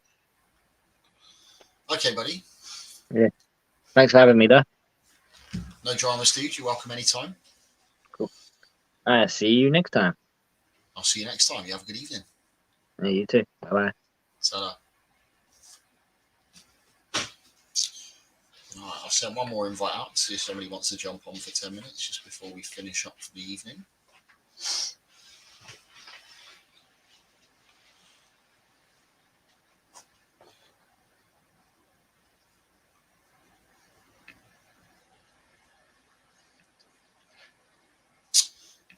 This is a shame.